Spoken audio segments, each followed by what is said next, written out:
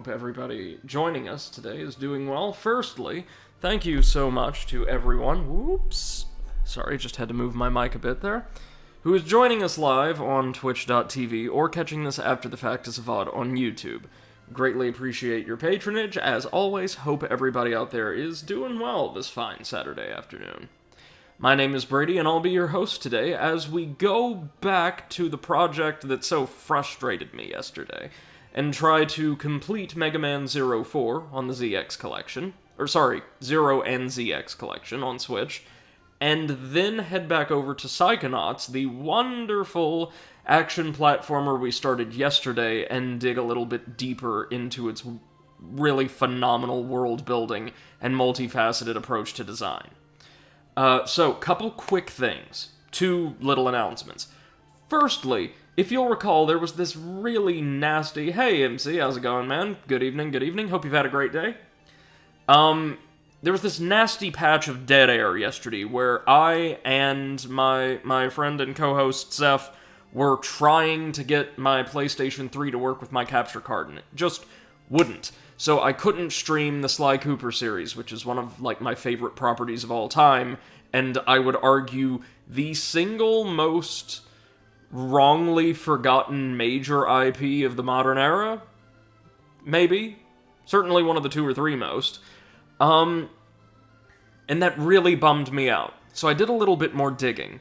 And while there isn't a particularly effective technological solution that I could implement without spending a lot of money and then potentially not having things work even yet, there is a far, far easier way to handle that, and that is with a subscription, like a 1-month subscription to the PlayStation Now streaming service on PS4.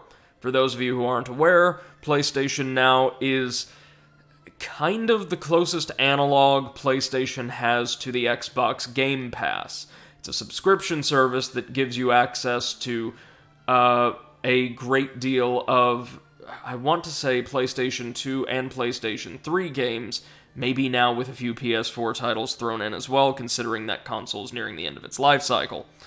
And you stream them directly to your console. You do not download them, you do not get to keep them. They are streamed from a Sony server somewhere. So, according to something I found yesterday, like a roster on Sony's website, both the Sly Cooper trilogy, which is an HD remastered collection of the first 3 games, and Sly Cooper Thieves in Time, the 4th entry, which is available only on PS3, as it was developed for that hardware initially, are a part of the PlayStation Now catalog. Now, this is great, and it means that I'll finally be able to share one of my favorite series with you guys, provided that, the streaming from a separate server elsewhere doesn't cause any significant stuttering or technical issues while we try to stream it. My internet connection, believe it or not, is pretty solid, especially as far as upload and download speed are concerned. So I should be able to stream the Sly Cooper franchise for you guys just as soon as I get around to grabbing a month or so of PlayStation Now. Which isn't super costly, I don't think. So I'm thinking currently, after we're done with Psychonauts, I can double back and try to do that. So, that's exciting. That's announcement 1. MC says the heat is gone, I'm functional again. Alright, man, congratulations. I know it's been sweltering over there, and it has been over here as well. We're not out of the woods quite yet, but I want to say it was just a little cooler in my neck of the woods as well. Fingers crossed it won't get that bad again for the rest of summer, but we're still pretty early in, so who knows? Who knows? We can hope, though. Second announcement. Did just a little bit of grinding last night, and I managed to do 3 things that will help us get through these last stages intact, hopefully. First thing first, that Cyber Elf, the one Cyber Elf you have and have to upgrade by feeding it an immense amount of energy crystal, requires an immense amount of energy crystal, so I was only able to expand its portfolio a single time, giving us a few additional pips of health on our bar, which is handy, but probably isn't going to be a game changer in and of itself. Hey, Luna, how's it going? Welcome to the stream. Hope you're doing well. Good evening, good evening. But those additional pips of health we get every time we level up the Cyber Elf and advance down the Nurse Tech tree does give us 1 or 2 additional hits we can take before death, so that's something. 2, I have a stock of 3 lives instead of the default 2 you start out with after using up a continue, so we should be able to, worst comes to worst, just grind through the Enheriar once we face them in the boss rush. And third, and most important, I was able to grab myself a 3rd sub-tank, which as you can see is nearly full to the brim right now. And that sub-tank is a special one you acquire, I want to say, by... what did I do? Yeah, that's right. You have to, totally sight unseen, go over to Servo's lab and craft a very specific component called an S-crystal from a bunch of enemies' chips that you may or may not have acquired. And then take it over to the Quartermaster in the far right compartment of our convoy, and he will give you a sub-tank in exchange. Nowhere is this mentioned. I think you just have to be playing around with all of those chips, like with recipes or something like that. Is it super intuitive? Is it super evident? Does it feel as good as just finding this thing as a treasure somewhere in the stage? No. Hey, Sonic, welcome to the stream. Good evening. Hope you're doing well. Luna says, exhausted, but tomorrow can sleep until late. Alright. Sounds good to me. Nothing like getting some sleep in when you can. But we did get the 3rd sub-tank, so fingers crossed we should be able to do this now. And I did some digging, because I was really curious as to whether or not my memory of critics' coverage was accurate. It was. At least at launch, Mega Man 04 was seen and remains, in the eyes of, like, hardcore Mega Man fans, the easiest of the 4, which I think is insane. The amount of customization options with different forms, and especially like the leg and body chips that the 3rd game provided, made it a lot easier, in my opinion, my experience, to craft a moveset, a build, that felt natural in my hands, that I felt that I could use effectively in most situations. And to a lesser extent, that's also true for the 2nd game, with its customization options. So it's not necessarily that the challenges we faced were easier or harder than these, it's that we had a much more versatile toolkit to use in the engagement of these. Yeah, MC says Mega Man 0 fans are likely used to grind, so 4 would be easier. That is true, and I also get the feeling, based on what we've seen, that without the leveling your weapons and all of that, or collecting Cyber Elves, this game would be easier than several others to play, or play through, if you didn't use Cyber Elves or chips at all. That's kind of what I'm thinking. Because we used both extensively, because they're a part of the toolkit the game gives you, in games 1 through 3, and they felt like a great natural way to progress and augment your character. Here you don't really have that as much. So if we were to play this without any kind of augments, and if we were to go back and play, say, 2 without any augments, I can see a world where this one's much easier. Again, my biggest complaint overall with this game, beyond it stripping out of a lot of the customization options we had earlier, or in earlier titles, the 2nd and 3rd, is that so many of the moves we're given, like the special moves and techniques, are so difficult to hit bosses with, well, certain bosses. It's much easier, and was actually more intuitive, I think, to give you, those elemental chips that you could attach to whatever weapon you like, whichever weapon you felt most comfortable with, and then land charge attacks with. So, if I was really uncertain about my skill with the Z-Saber and its reach, and I didn't want to put myself in harm's way, taking collision damage or something like that, I could slot the chip in and then equip my shield boomerang, or my Z-Buster, Or, hell, one of the rods, as we had to for Phantom. And it works. It would work really well, because I would be able to take on bosses or other challenges and still utilize my full repertoire of abilities and weakness exploiting kit, while still using a moveset that felt natural to me, that felt comfortable to me. I'm sorry if that was kind of all over the place. Speaking extemporaneously is kind of hard while streaming, believe it or not, which is something I wouldn't have believed before I started this. I hope that made sense. Sonic says cries. Oh, what? What? Is this because of the stage? Because of Mega Man 04 overall, or... I do believe the Enheriar boss rush is the hardest of the four. No doubt in my mind. Also because you don't really get one of these stretches of corridor with easy farmable enemies between two sets of 4 bosses this time. You've got to slug through all 8 at once. Okay, let's see if we can do this. Fingers crossed now. Who is this? This is the plant. The Mandragora.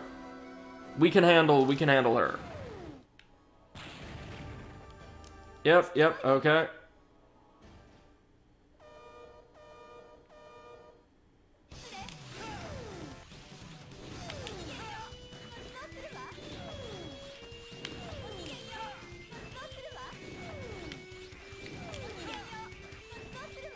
Okay.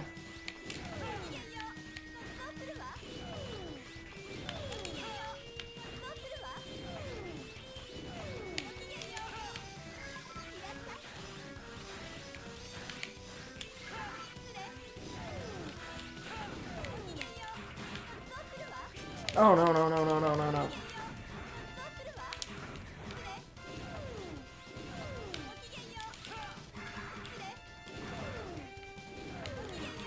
There we go. Easy. That's a fight we've got down.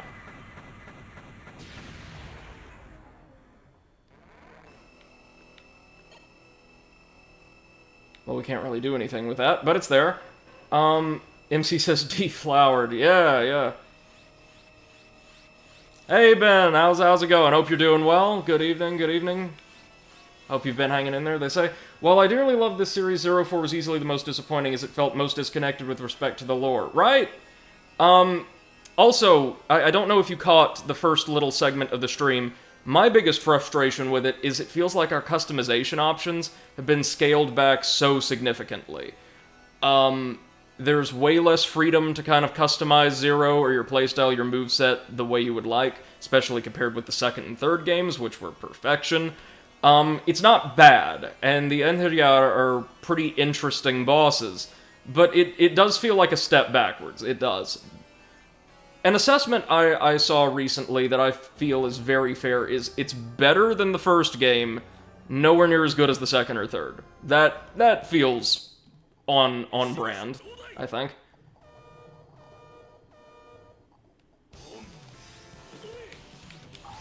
Oh no, that is exactly the wrong ability for him. There we go.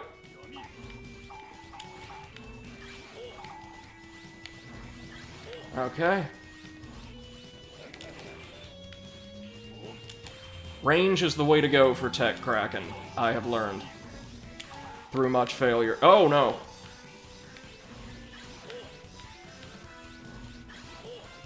Okay. Oh no, he's coming this way, alright.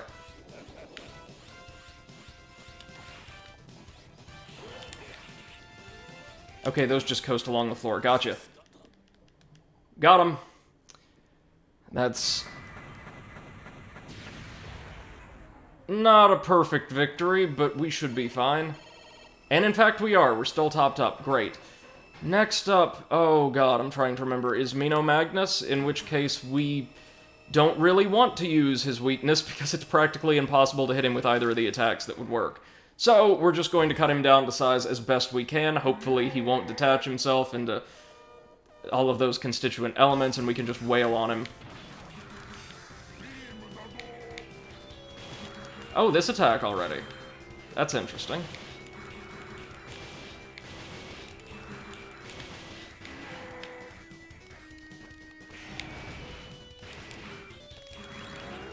Oh no, no, no, no, no, no, no, no, no, no, no, no, no.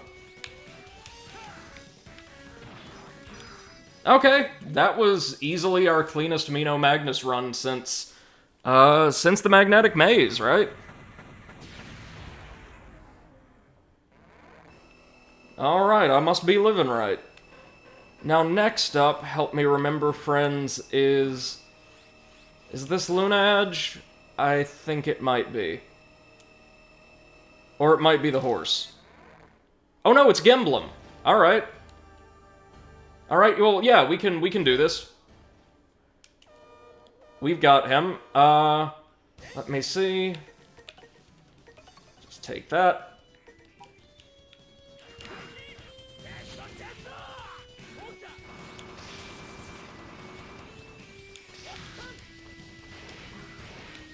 Oh, and our Buster does nothing.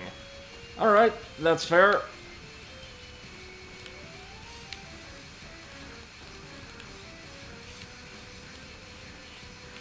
Tight and not clean, but we got it. We've got it.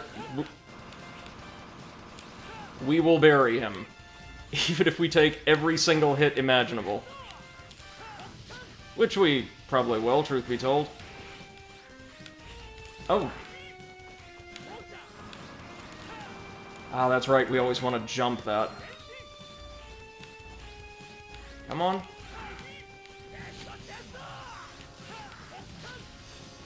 you got for us now? The beam again? Yep. Oh, God. Does that get a little bit faster as his HP wears down? I don't think I've ever noticed that before. And now we're going to just lame it out. And there's a lot to lame. Okay.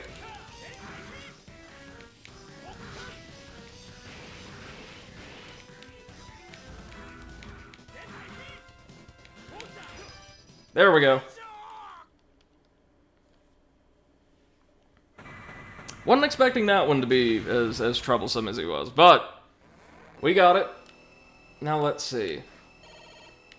This will allow us to get just a little bit of juice back in that E-Tank. This'll be Luna Edge. Ben says, I agree, but I agreed, but in retrospect I felt like 02 was the best with respect to customization, because it simultaneously offered extensive options while being a real challenge to upgrade all the way. Oh, that's totally fair, I'll agree with that. While being 3 felt more easy to get all the upgrades in the course of normal play. 4 was certainly weakest on customization, because that singular fairy you have just feels like a cheat, difficulty-wise. Yeah, not just a cheat, but a grind if you want to get anything quality out of them. The upgrades from the first 3 games were far superior. Normally, I'm not opposed. Also, I need to change my name on here. That is fine. It's been a while. I know. Luna Edge should be next. I am so good at remembering layouts. You guys have no idea. Okay, Kokapetri.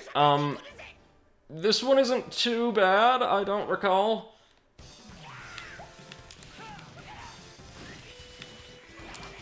Unless that happens.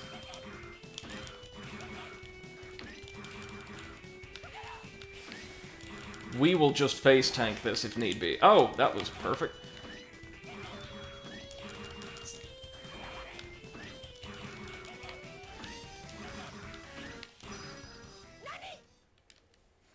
Okay. Just 3 more. And they're the 3 I recall having the most trouble with. Joy. We're doing much better at keeping our health up, though, aren't we? That's always a positive.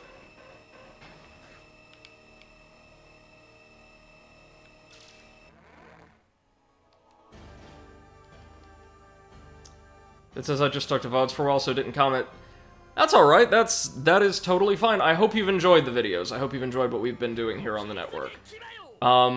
Made some big changes with the complete integration of this community and Seth and Potatoes, and I'm really, really happy about that. And all the new projects we're cranking out, which I would be plugging right now were it not for Mega Man Zero happening, and happening in a real bad way right now. Oh, we're taking so many hits. There we go.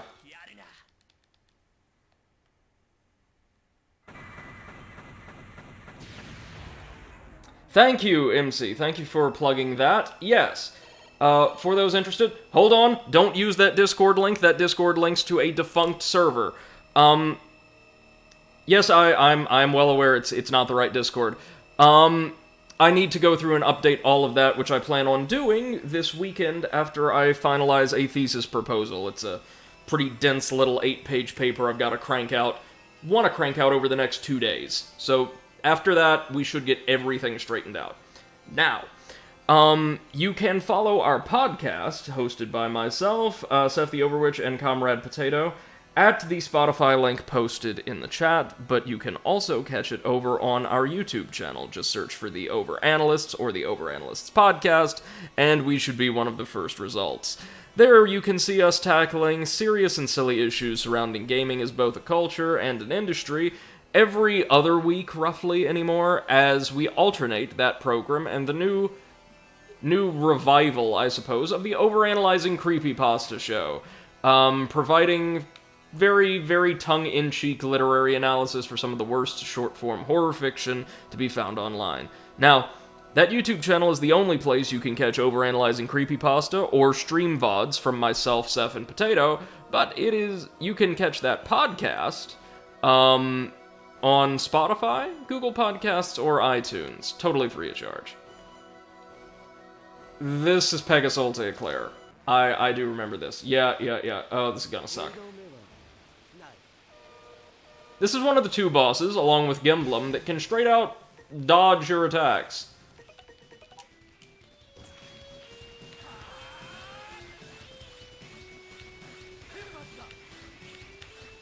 We will learn how to dodge that eventually.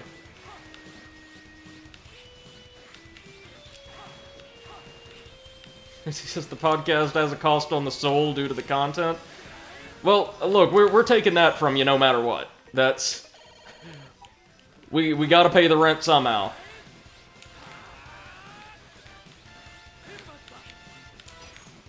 We will figure out a way to dodge that eventually, or alternatively, we'll just face tank all of this and still be just fine.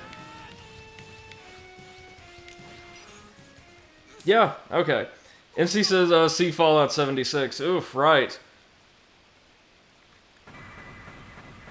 You know, and I understand it's the responsibility of community managers and other public outreach personnel to be as positive about the products they're working with as possible, but did you know that there were people involved with, like, Fallout 76 who were, after the release of the Wastelanders update, or I think the Bethesda team as a whole, like, really praising themselves and the phenomenal job they and their community did with 76 after the game was largely broken for 2 years straight, and almost everything they did made the integrity of the product worse?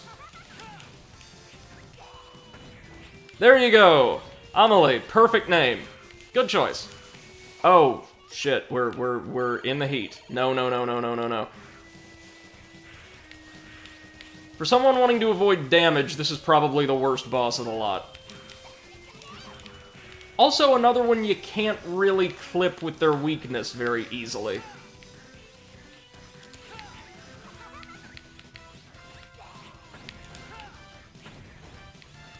I'm not good at these games, just for reference. If that wasn't obvious. We could dodge that, though. That's a Mantis Lord's attack. There we go. All 8 of the Enhedjar are down. Perfect. That third sub-tank... Is it just me, or did we not even need it? So far, anyway. I have no idea what Dr. Vile's going to be like, but I've heard some nasty things.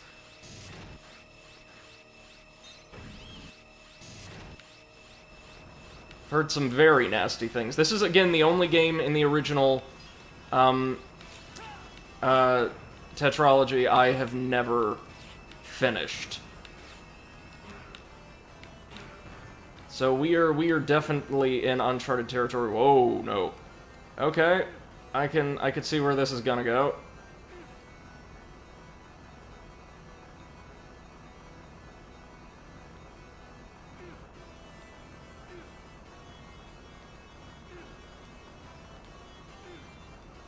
Okay, well, so far, this could be a lot...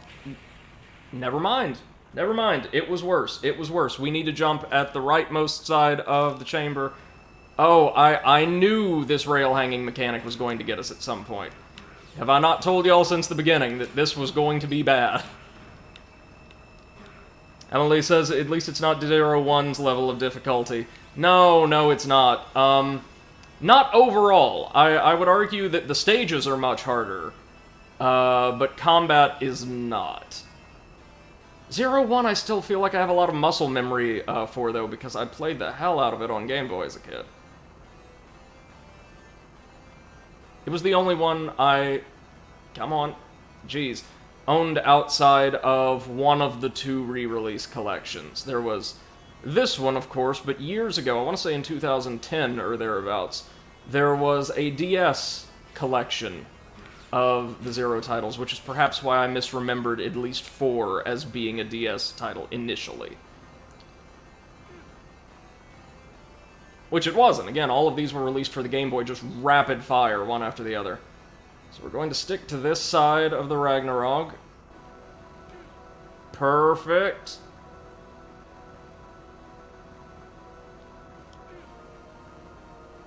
Amelie says, nothing in the entire series ever got as hard as Phantom Stage. My mod is here and was present with us during that, that stage. I think they can confirm. I agree. I agree entirely. The stage was not particularly enjoyable the first time around, due to that bottomless pit section. I'm sure you know the one. But the second time, it was even worse, thanks to the time limit. Oh, health. Excellent. We'll take that. Have you any more? No, guess not. Oh, okay, that's a little cheap. That's okay, though. We got him.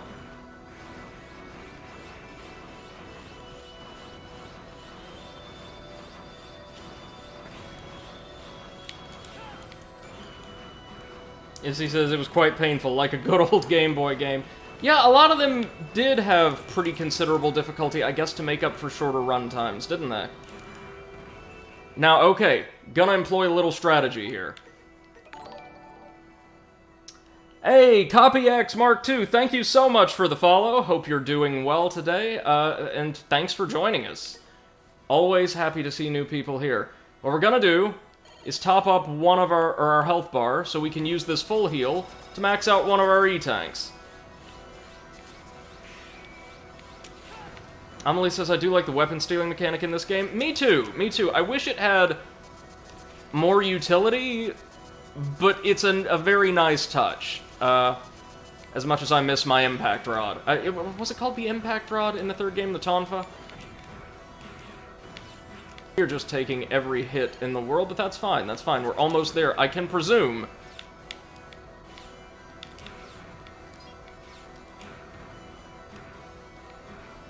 LPX says, hello, how's the Ragnarok mission to kill the villain? It's going, now that we've made it past the Einherjar, which was, I would argue, probably the hardest boss rush in the series. Just due to the way that your techniques and weapons work. It's much harder to hit bosses with their weaknesses in this game than it was in the first 3. It's going pretty smoothly, but I've never played the back half of Mega Man 04 before this franchise, or before this stream series, and I've heard nightmares about this. So we're gonna see. We're gonna see how we do. Okay, what is this? So this is the Ragnarok core. It looks like a giant toy sword, like something you would see in a dollar store. Welcome to your front seat. Front seat, not front row seat. Front seat for the end of the world! Okay, so what... How is he going to fight us? Oh, well, he's... shattered his dome somehow? And he's the Terminator. Okay. LPX says, no, that's a giant sword. Amelie says it looks like a mega sword. It does. It does. But it looks very kind of blocky, and with the soft curved edges, it looks like something you would see a child's toy wielding, right? Like something out of Transformers.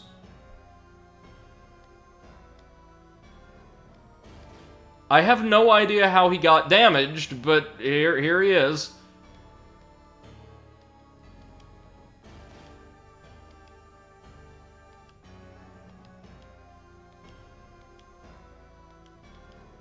Okay, so he's a cyborg of some sort. So he can fight. CopyX says, the time I died because of him, 0 kills. We'll try. We will try. I'm not super good at these games, but I do always run a build that emphasizes survivability and my health economy. So...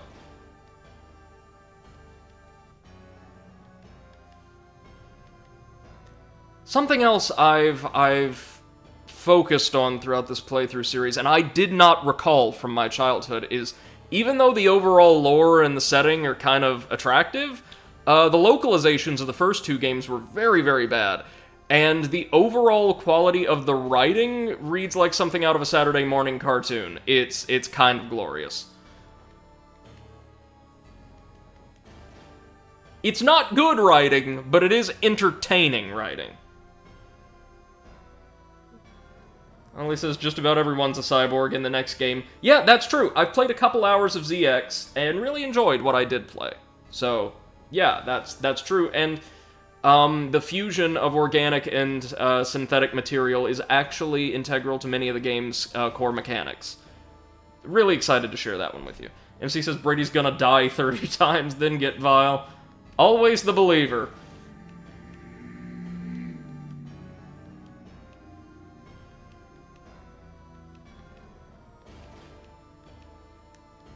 Okay, so how exactly is he going to fight us?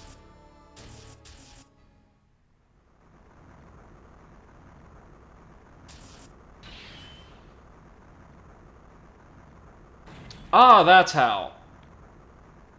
I don't think that's how you use a sword, but okay. I have to say, that's a very cool-looking final boss.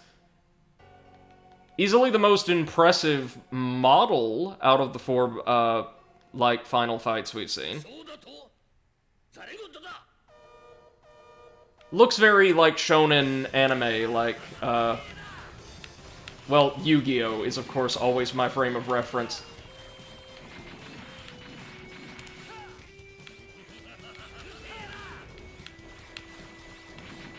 Okay.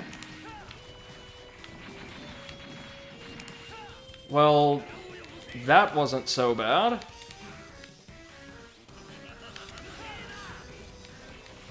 I've heard nightmare stories about the second phase of this fight. This, I can't believe I'm actually doing kind of well at. Oh, he's healing though. That's my gimmick, okay? No. You don't get to heal. You and that damn Mandragora. No. This is my show. Oh, this isn't gonna be fun, is it? Cubit Foxstar? Oh, it's all of his original numbers. Or half of them, rather. I think I can see where this is going. Okay, so he's got a lot of attacks, it just doesn't use most of them. Okay, we did it, though. MC says that's one huge sword. Yeah. Only says 02 had good writing, in my opinion. Maybe the localization is just what got me. It was, at least in this version, I don't know if they use different localizations or translations for the different anthology collections. It seemed kind of off to my inner English teacher masquerading as a history teacher. They also say Anna repaired his glass helmet. Yeah. Copy X says, Wild's become the devil, kill at 0 and end my suffering. Okay. This gets worse, I have been told.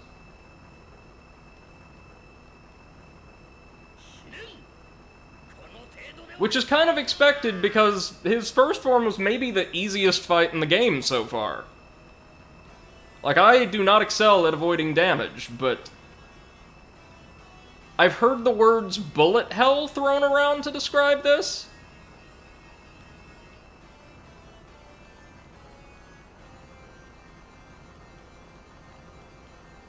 Okay, so if we destroy Dr. Vile's mechanaloid core, Ragnarok is rendered completely inert and will self-destruct as well. Okay, okay. Oh no, he's become the Emperor from the 9th Star Wars film. What? Oh, that's awesome. Also, the imagery of that sword is getting... It's getting a little bit more awkward with every phase.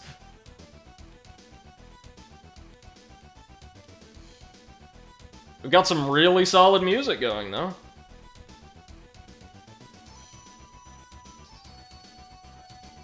I love the cables just freaking out in the background. Very nice touch. Oh! Oh, and we've got a timer. Oh! Oh, I see. So, how exactly do we damage you? Do we damage you?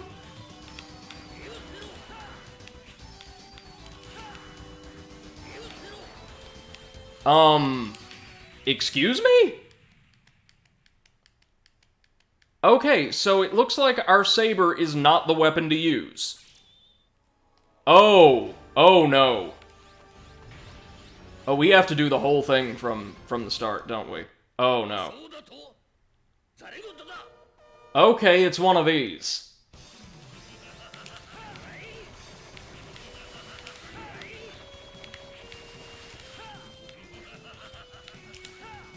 Oh, this is new. Oh, it's one of Phantom's attacks.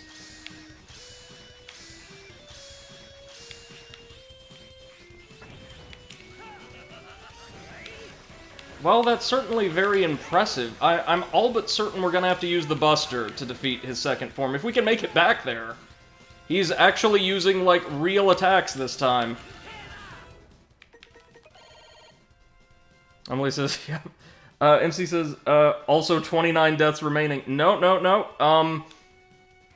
If we end up, like, using another continue and having to start this entire stage again, I'm going straight back to Psychonauts.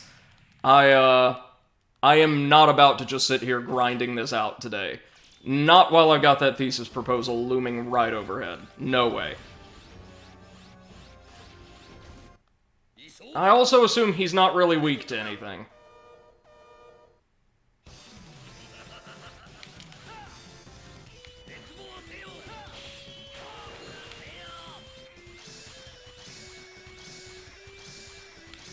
Okay.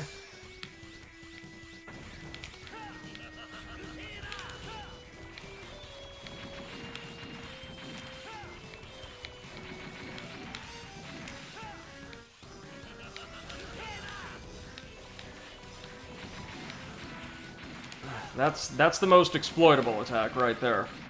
Because he actually remains on screen invulnerable for the entire duration. Oh no.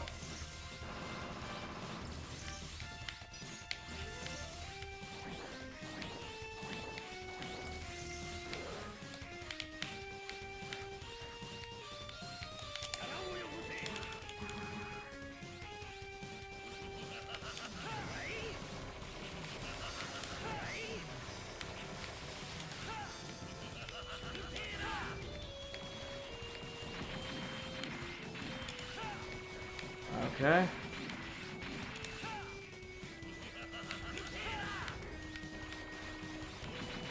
If the answer to the final form question is somehow Zero Knuckle, I will be very, very amused. Okay. Let's try this again.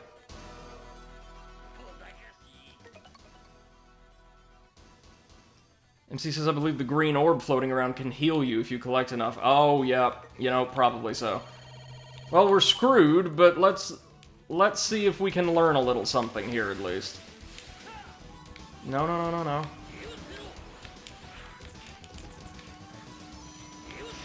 no. Is there a way to dodge that? Well, let's see.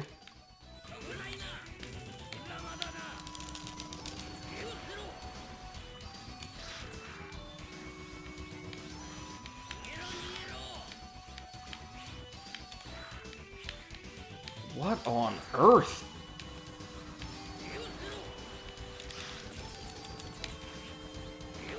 Yeah, okay, so we can't do this today. Can't even hit him, for starters. Wow, and you're on a timer. Oh my god. Yikes. That's, really nasty. Oh no, no, no, no, MC, they're going to start us back at the beginning of Ragnarok, right? Yep, we are not doing that today. Give me a moment, friends, and we will switch over. Oh no, I may not do this on stream at all. I am not a big fan of getting really animated and, the like on stream, and I'm certainly not a big fan of Twitch chat writing me through it all. So we're going to put this to the side, because that's, really nasty. And I don't think there's some gimmick we can exploit. I didn't see anything. It looked like firing enough charge shots at the Fang managed to, like, retract some of its armor, but we couldn't break it. So we're going to switch over to Psychonauts, because I do have a lot to say about that game. This is good, but this is very much the kind of thing you would grind through on your way to and from school, like on the bus as a kid, you know? And I think some of the game's design was intentional in that regard, because if you play straight through, like using the checkpoint functionality that was added to the game, I've seen people do this. Full playthroughs, like blind playthroughs of 0, 1, 2, 3, they last a couple of hours. So, were some old arcade sensibilities added into this, this franchise specifically, as opposed to like X or Battle Network, any of that, to lengthen the average blind playthrough through difficulty? Yeah, probably. It's not a bad strategy, it's not a good strategy, it's just something they did. So... Oh, and MC, to be clear, I just don't want a repeat of yesterday where I'm boiling up inside, and I don't like broadcasting that. I don't like being that. So, if I do this, I'm probably going to be... MC says you need to dash under the cannon to dodge that. So, like, dash kick off the edge of the platform and just hang out there? Oof. God. God's sake. Yeah, we will probably do this elsewhere, or elsewhen. But give me just a second, we will have Psychonauts for you, if you'll allow me to do two things. Firstly, we shall dance on over to my Twitch chat and change the category, just really, really quickly.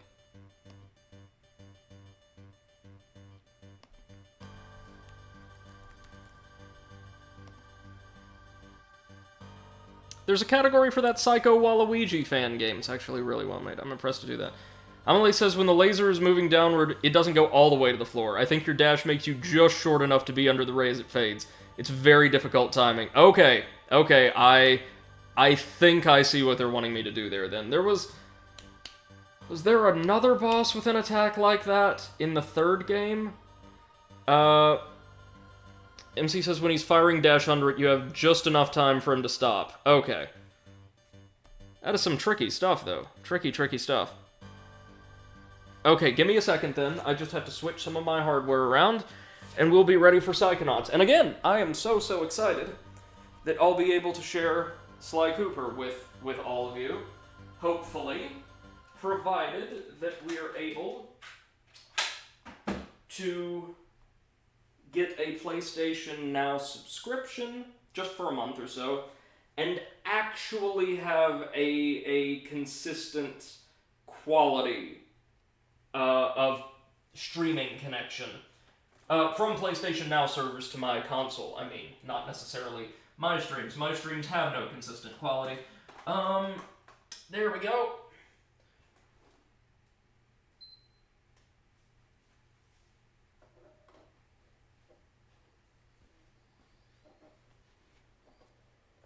Let's see what we have. Okay. Now, I will need to adjust audio for this. Let me know how everything's sounding as we get into the game. Again, this one has dialogue that we're going to want to be able to hear, as well as a very nice, if atmospheric, soundtrack. I don't know if they're bringing the same composer back for Psychonauts 2, but he did a lot of work with Tim Schafer and with Double Fine over the years, so probably. Okay, let's see here. We're going to increase volume just a little. And if you recall, when last we left off, in Psychonauts, we had completed the first stage set in Coach Oleander's mind. And Luna says, "Oh, you fixed it?" No, I found another method through which we might be able to stream Sly Cooper. It would involve using the PlayStation Now streaming service, like, think of it as Xbox Game Pass, where you pay a monthly subscription, but unlike getting free and immediate access to tons of games, then are able to stream games from Sony's servers to your own. So, as long as I can get that connection, that streaming service working, and don't have like a Google Stadia moment with it, I think I'll be fine, and I'll be able to stream them from my PS4, which doesn't have an HDCP issue.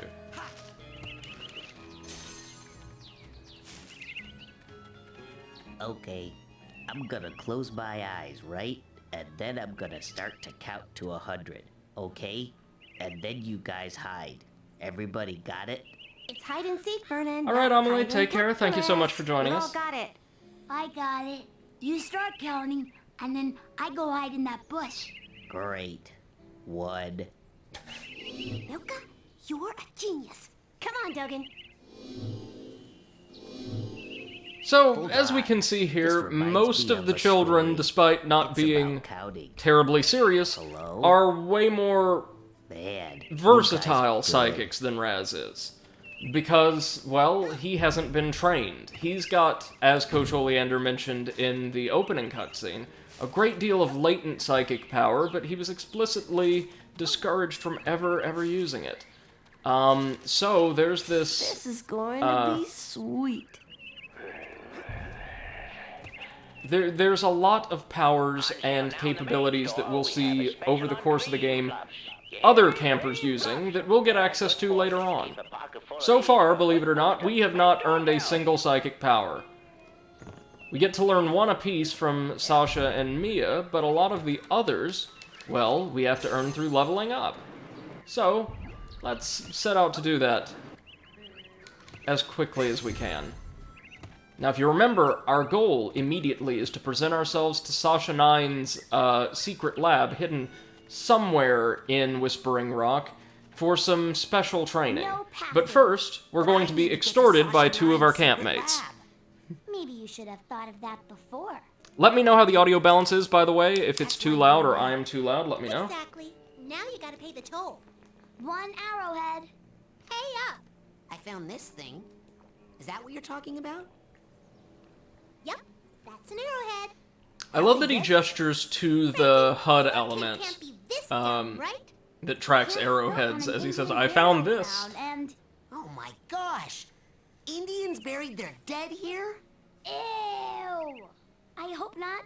No, stupid. They buried their arrowheads here. They're hidden underground, but they let out a little gas once in a while. Just like Coach Oleander. So if you see any of that stuff, just pull them right out.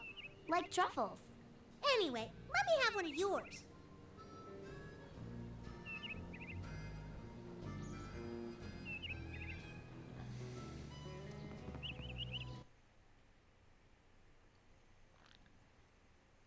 So we lose a single arrowhead, which is actually no problem, as before long we'll be gathering them in the dozens at a single time. Oh wait, here's the hardest working man in action platformers, teaching us about this little scavenger hunt. Now, this is a very, very simple side quest where we can find 16 different unique items scattered around Whispering Rock Psychic Summer Camp. And for every 8 we collect, so a total of twice over the course of the entire quest, we can turn in for 4 levels in our psychic ranking immediately. Hey, where'd he go? A lot of the items are hidden behind very, very simple environmental interaction puzzles, but they're a little tricky to actually find. Once you find them, getting access to them once you have the requisite powers usually isn't too bad at all. Oh, I guess we just, like, clipped out, or didn't exactly clip out, we wandered beyond the game's boundaries. Hold on. Oh wait, Mikhail's over here. Easily one of my favorite characters in the camp. Is he still looking for that hairless I'll bear? let you know if I see anything. Cannot live forever, bear. Of course he is. We'll find you. It's my favorite line, one of my favorite lines in the game. Lots of arrowheads to collect, but, you know, collecting them one at a time isn't really, efficient, because several of the items we'll need to buy cost several hundred arrowheads. Now, we've got these large targets here we can't really interact with, but you just know there's something behind them. Keep this in mind. We'll be returning here later. Hey, it's the king of the obstacle course! Hey, Raz! You're awesome! You must be a Psychonaut by now! Yeah, or even a double Psychonaut! Oh no, not yet. But soon. Wow, those two are so nice. They sure are. Oh, wait, maybe not. Yeah, as I said yesterday, Crystal and Clem are maybe the most sinister characters in the camp. And this doesn't really go anywhere unless you, well, narratively, I mean, unless you actually try to speak to them whenever you're able. There's a lot more to these guys, and it gets kinda dark. Writing cheers! Oh yeah, writing cheers. Wanna hear one? Okay. Ready? Okay! When I grow up, Hey, what you gonna be? I'm gonna be the best, just like my main homie! And when you say homie, whose horn might you be tootin'? The mind-reading psycho thriller? Oh, you must mean Rasputin. Yeah! Go Raz! Woohoo! Whether they're being forthright with us or not, they're still kinda terrible, right? How about another cheer? Okay, you start, Clem. You know Raz is the coolest. The master psychic duelist. Bad guys try to snuff him. So he beats him like a puffin. Yeah! Raz! Woo! Oh God, that's so bad. I'm sorry. Puffin? What was I thinking? Hey, Crystal, it's okay. No, I'm so stupid. You could tell as well, So even though all of these stupid. characters have very, very, distinct models, I think with a that's good all the amount of cheers detail for to now, them, okay, Raz? our main characters, Yeah, like sorry. Raz and Lily and the camp staff, have far, far, far more detail, afforded to their textures and their models overall, right?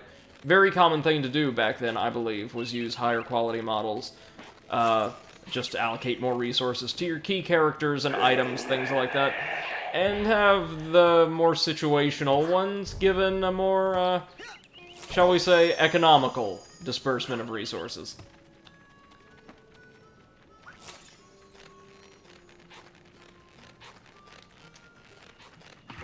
So in chat, has anybody played this game before?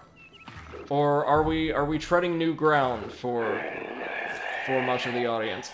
Psychonauts is like a cult hit, but it was not very well dispersed, I guess, at the time of its initial release. I want to say it didn't receive a lot of marketing attention, and it was kind of hard to track copies down, even at or around launch. Luna says no? Alright, well I hope you enjoy the experience then. Psychonauts really is something special.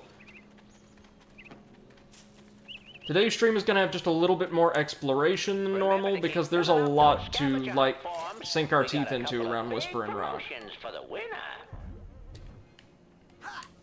Can only imagine whose giant jeep this is, right?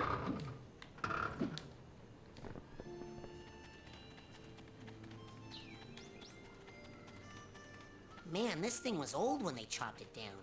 Let's see. 500 years ago, enormous titanium-bearing meteorite strikes the Earth, leaving a giant crater. One of the things I really like about this game's art direction is how everything seems just plainly distorted and wavy. There aren't a lot of straight lines, there isn't a lot of order in the visual signifiers of the world itself. Everything seems kind of melty and ethereal. It's a very distinct art style that is unmistakable for something else. I assume that might be Sasha's car over there?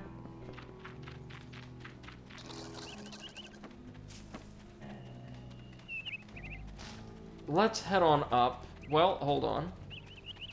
We explore everything we could over there, then.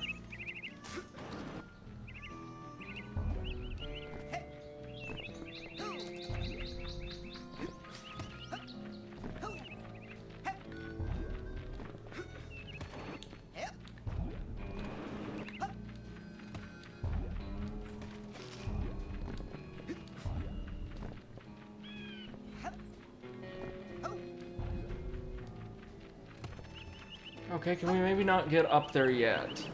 Maybe not wait, or maybe along this shelf of rock.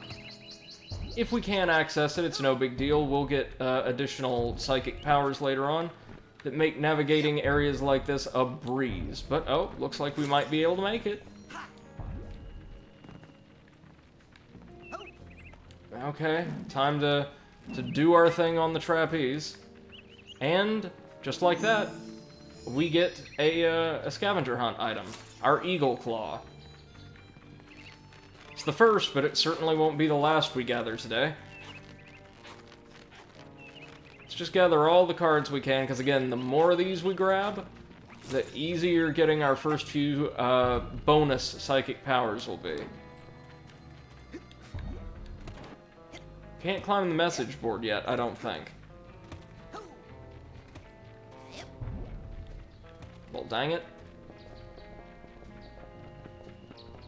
Ah, I see a card in here, though.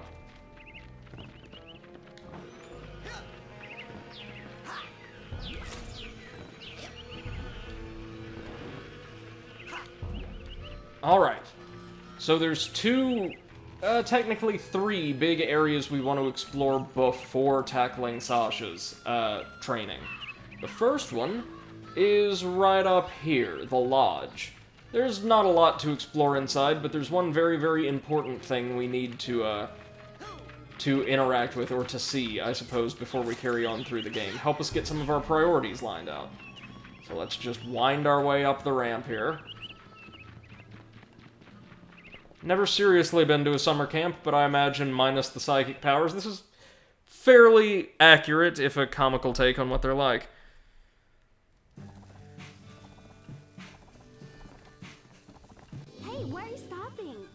Oh, I thought you stopped. So we see there's this one very, very shy girl who is an expert in the art of invisibility.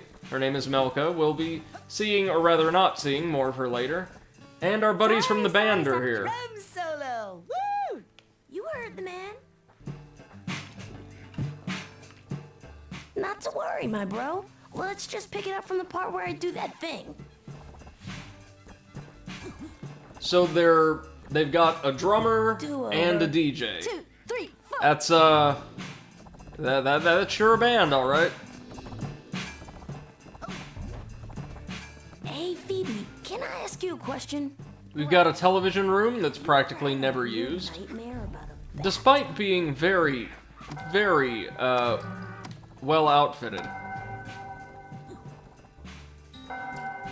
Yeah, this looks like high quality cinema. Okay, let's head on down and speak to the hardest working man in action platformers, who's also running the grill here. Told you them burgers ain't ready. No, you didn't. The coals ain't hot. They're not gonna be done for a while. Maybe a week. A week? They're back ordered. I'm the only one back here. These things take time. I don't even want a hamburger. Oh, well, why didn't you say so? So, what do you want? Oh, that's my last cobweb. So this is the camp store. This gentleman acts as our merchant, and we can turn in arrowheads in exchange for a handful of useful goods later on. This one, the cobweb duster, is absolutely essential. We're going to need it to clear away those mental cobwebs clogging up people's minds. But as you can see, yikes, it's very costly, and we need to be at least rank 20 in order to buy it. So we'll come back for this one. And with that, you can change the color of some of your psi powers, like your levitation ball and what have you and what not. This is just a very, very fun little vanity item, as he says, that allows us to change the color of our psychic They energy. were happy just to have psi powers. But you know kids these days. It's fairly cheap, though. Now here's something every young psi cadet needs. Right, the mental magnet is technically a merit badge, as you can see, that will draw nearby collectibles towards us. I mean consumable collectibles like health and arrowheads and things like that. Kinda handy. Dowsing rod will help you find arrowheads that are buried deep. That's where all the really valuable ones are, you know. Find 3 or 4 deep deposits, and that baby pays for itself. Yeah, It so costs you money because it makes you money. as he said, this dowsing rod is incredibly useful. We can use it around Whispering Rock to dig for very, very deep, insanely dense pockets of arrowheads. You can get them more efficiently by this method than any other in the game, and with the dowsing rod, well, you can afford the cobweb duster lickety-split. Now, you take Psi that cores psi are nice and core cheap. there, put it together. As are Dream Fluffs, a healing consumable I have never once used. So we want to go get a few more, arrowheads. Come on back. And once we've got those arrowheads, we'll probably wait until we're rank 10 to come snatch up the dowsing rod. And once we have the dowsing rod, it's like maybe 7-8 minutes worth of searching before you have a butt ton of arrowheads. Now with that done, let's jump down this trunk here. You may have noticed these stumps were scattered around the first 2 areas, but at least at the start of the game they had iron grates affixed to them. They don't any longer, and we can explore what lies inside, which is... Hey! Welcome to the Whispering Rocket Underground Rapid Transit System. Would you like to go back to your private sanctuary now, Agent Cruller? Or somewhere else? This is our fast travel system. It'll take us to any site within the summer camp that we've accessed before, so any of those major overworld zones. But it can also take us to one specific area that cannot be accessed by any other means. Ford's, that would be Ford Cruller, the individual who signs and notarizes our merit badges, personal sanctuary. Let's go to Ford's... my... This area is supremely yes, important. Psychomaster.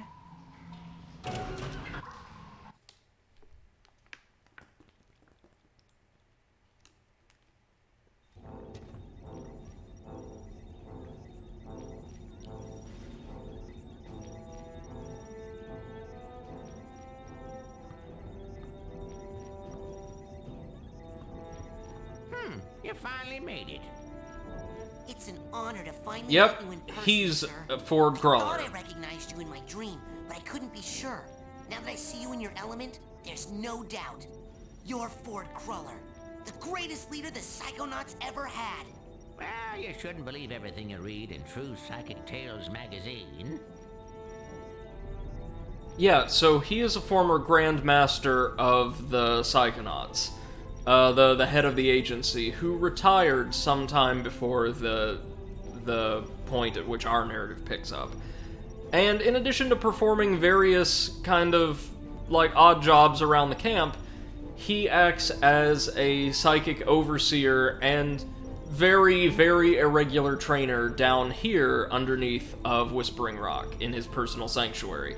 We're going to learn why in just a minute, but he also acts as our instructor for the powers that we acquire through advancing our Psi rank.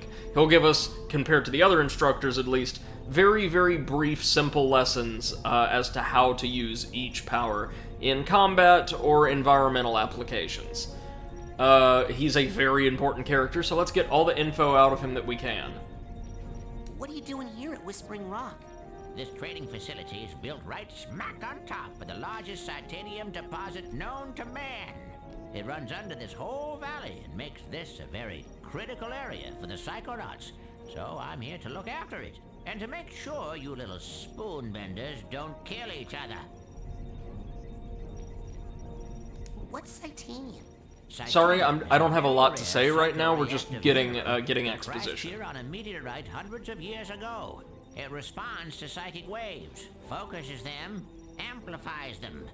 It can make psychics more psychic, but it can also make unstable people more unstable. Not everyone can handle that much activity in that part of their brain. It can drive them completely out of their gourd. Gives this valley an interesting history.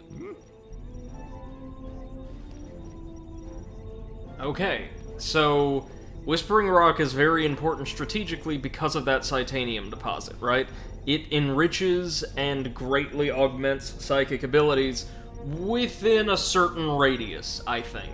Unless you were to, like, carve a piece of the mineral off and take it with you, your powers wouldn't be amplified permanently just due to, like, staying in its proximity for a while. So, it makes Whispering Rock both a location the Psychonauts want to defend and the ideal place for training up-and-coming psychics. It would make the process of cultivating their powers a lot smoother. I saw you raking leaves. Was that a disguise? Yes, well, I have many disguises. It helps me keep an eye on you kids wherever you go. Now, when I'm in disguise, I may pretend not to recognize you. Don't blow my cover, okay? Say no more. Your secret identity is safe with me. So, what mission are you on down here? Well, from here I can monitor world events, look for signs of psychic terrorism, ripples in the astral plane. And then fly out and save the day, right? You've got a jet hidden here somewhere, I'll bet.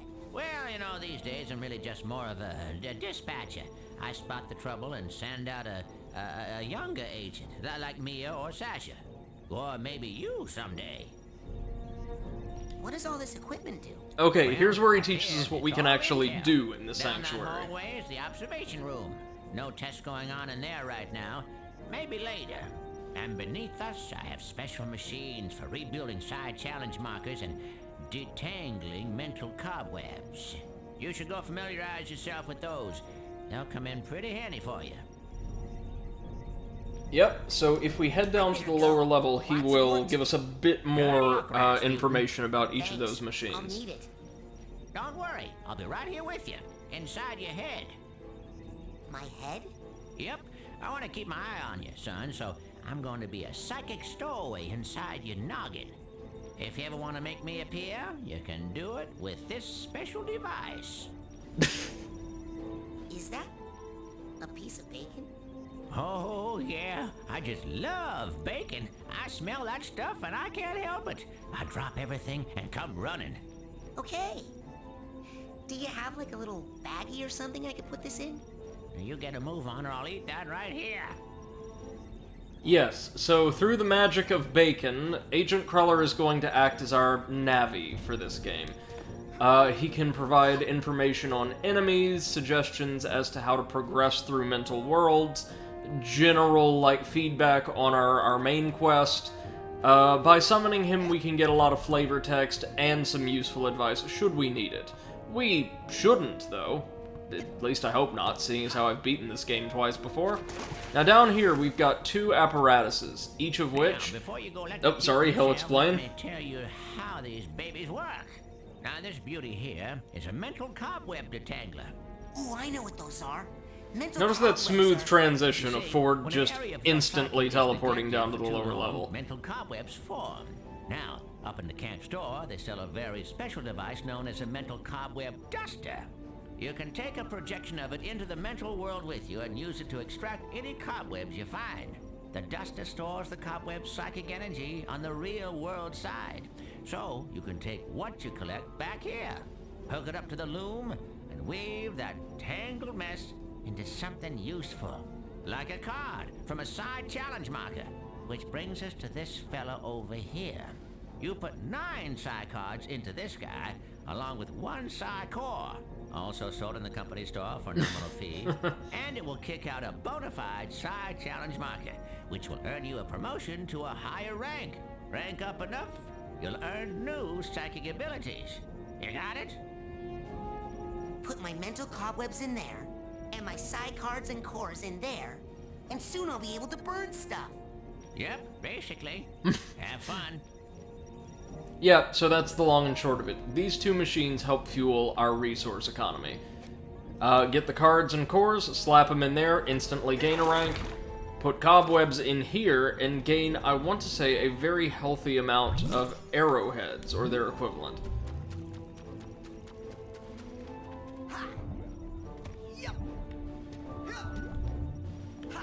Now, I think, for the time being, that's all we can do in Crawler's Sanctuary, but we'll be back here a handful of times over the course of the game to not just turn in our resources, but speak with the Psycho Master himself to advance the main quest. I think we have to come see him maybe, like I said, a handful of times. I love the little bounce each of these hovering platforms has when we disrupt them with our weight. It's a nice touch. There's a lot of nice touches as far as environmental reactions to player movement and attacks go in this game. Let's head on down to the main lodge. The same point we left off at. Bring me back a burger this time, will you?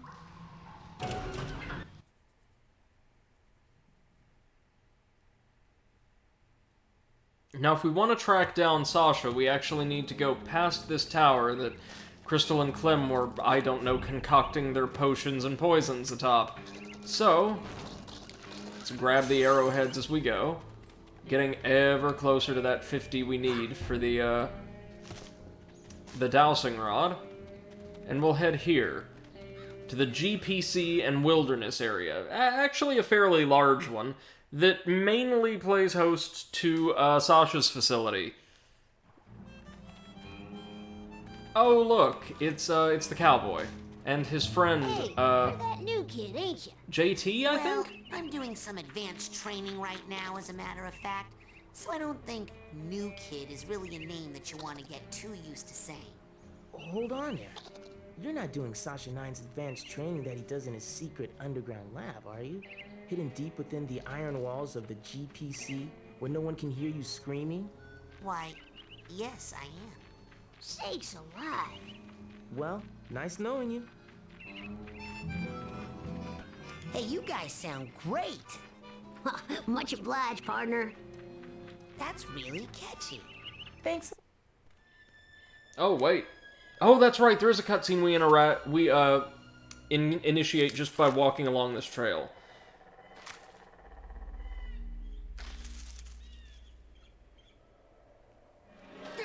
Hey, was that you? Looking at me? Maybe you should try getting over yourself? There were a lot of other people on that stage besides you. No, just now, in the woods. No, it must have been something else. You don't smell like pond scum. Nice.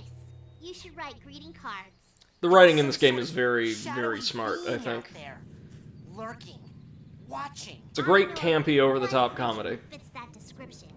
It likes to hide in dark places, silently watching unsuspecting children from a distance. Really? Who? You, tree sitter!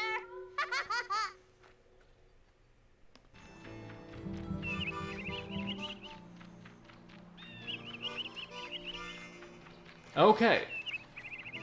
Now that we've had another encounter with Lily, let's find our way to Sasha's lab, which they said was in there. Something called the GPC.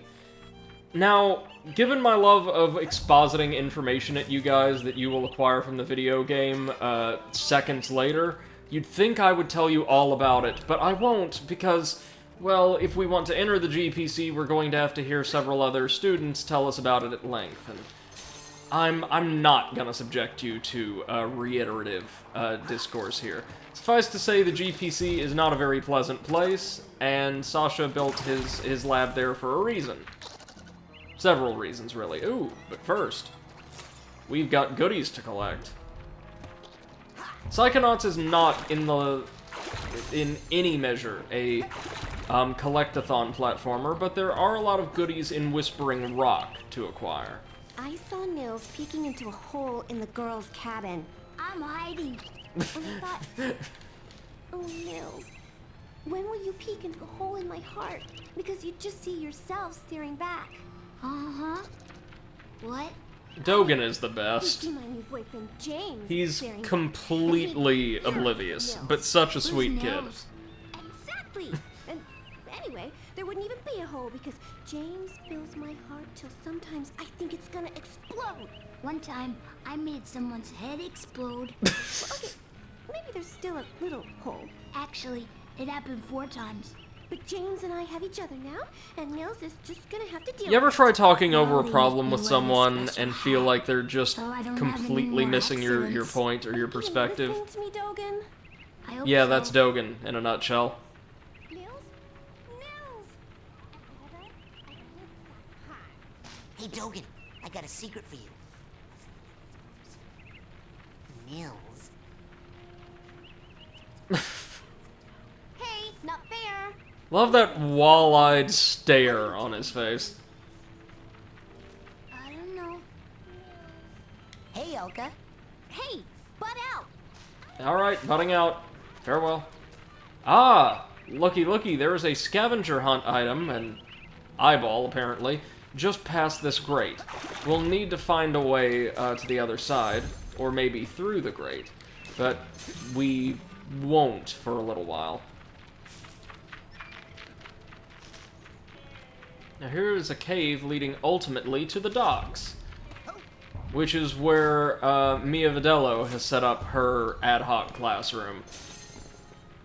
We won't be going to the docks proper for a while, but we might want to... Oh, we got a crow feather, nice. We might want to explore the cave a little bit. Okay, so there's a squirrel with another scavenger hunt item, golden acorn, but it looks like we can't quite make it to the squirrel and attack in time. Yeah? Yeah, unfortunately not. So we'll have to keep that item in mind as well. This doesn't mean there's lots of backtracking, it just means once we get all of our psychic powers, we can make one circuit of the camp and get all of them.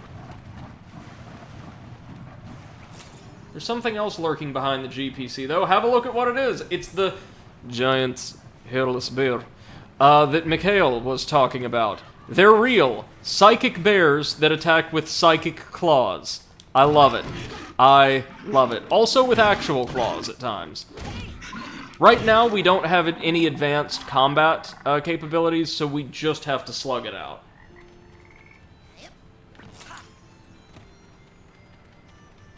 Sasha will give us a technique we can use to deal with the bears and other nasties around Whispering Rock far more safely.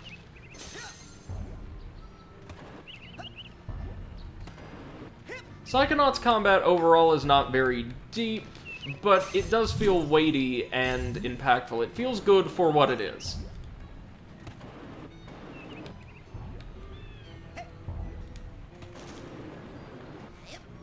Let's see, we want to make it. If we can get some traction this time. Want to make it up there for reasons.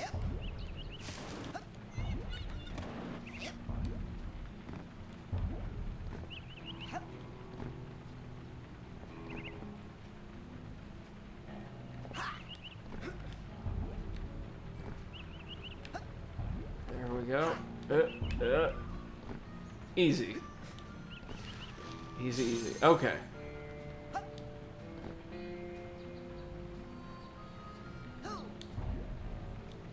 Looks like we want to find out some way to get up there. Oh, hey, it's Chloe. That looks like fun. It's work. I'm testing a low orbit space Oh, and well, plane. there's how we get up to the ledge. Okay. Would you believe my first playthrough, I think my second as well, I didn't do hardly any of this, like this overworld exploration. You miss out on a lot, and a lot of very solid level design, right? These little platforming courses are A-okay. Now let's see, where's this going to spit us out? Just give us a challenge card and... okay. So we get a handful of cards. Nice, nice. There's also a Ranger Cruller hanging out by this shack. Excuse me, Mr. Ranger, but I'm looking for Sasha Nine's lab.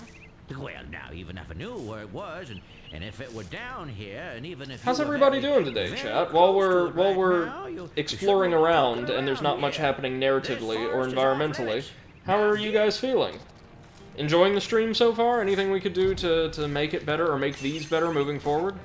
Always interested in soliciting feedback. Also, you'll forgive me if it sounds like I'm fidgeting around a little bit. There's, as is always the case in Tennessee when it gets hot, there's this one little gnat, right? You know, not even the size of a fly, just buzzing around my apartment, not really drawn to anything in particular, but it's here and it wants to make itself known constantly. So I'm having to swat it away here and there. One more rank and we get our new psi power, which is, if I recall, kinda sorta useful in some situations. Actually, yeah. No, our first couple of brand new psi powers are really good, now that I think about it.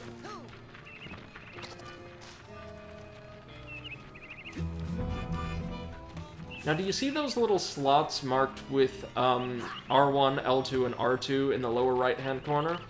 Well, they're empty now, but that's how we will engage most of the new psychic abilities we learn from our instructors or from leveling up. They'll be active abilities, and so we assign them to a slot and can activate them with the corresponding shoulder button. Okay, there's nothing in the cave, just a nice little bit of atmosphere. Sick. So we've not done all we can here, total, or maybe even right now. But I think we're good to head on towards Sasha's lab.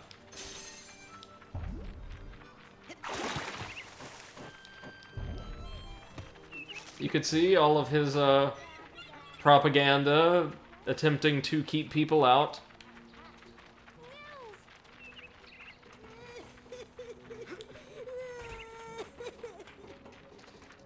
Oh no, it's Maloof, the somewhat timid child from Coach Oleander's class that we saw, who gave us the smelling salts, and he is anybody out there? he is trapped in here. Let's get a little bit of history from him, eh? Thanks. I thought I was gonna have to eat my own arm.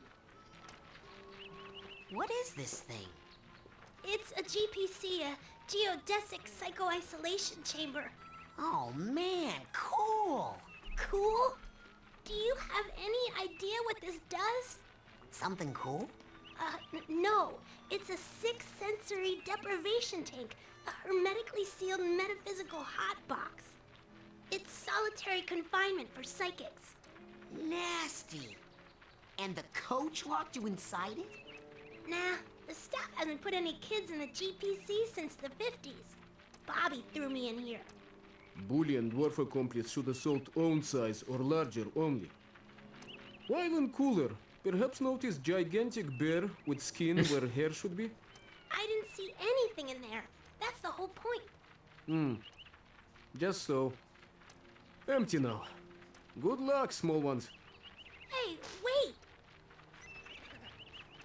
So, of course, Bobby Zelch is just being himself, horrible as that is, and locked Maloof in the geodesic psycho-isolation chamber, like psychic solitary, basically.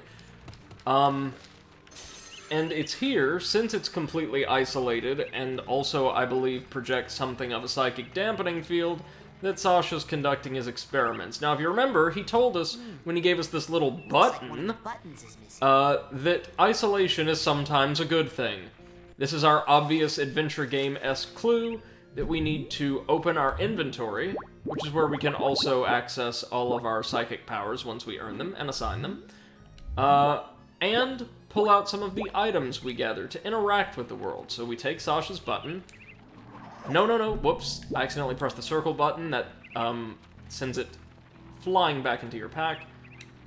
Interact with the floor, and well, hey.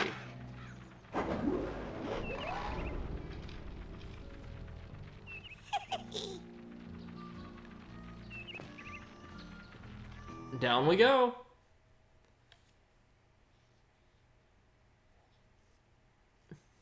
Agent 9. I'm here for the I advanced training. love the design of Sasha's lab. So, I grew up in, or spending a lot of time, right, in fairly upscale hair salons and boutiques. My mother was, and to this day is, friends with a very, very well-renowned, like world-renowned stylist.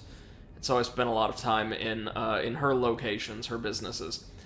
And this is exactly the kind of, like, mod art chic that I associate with boutiques, that I associate with hair salons, and kind of higher end, like fashionably conscious installations and storefronts. Just the geometric shapes, kind of unadorned with patterning or anything like that, just used as splashes of color. That's really nice. And bright color, too. These little, blue orbs serve as our health pickups, if you couldn't tell. Spoons? Burning stuff? Sasha's down here next to the giant machine.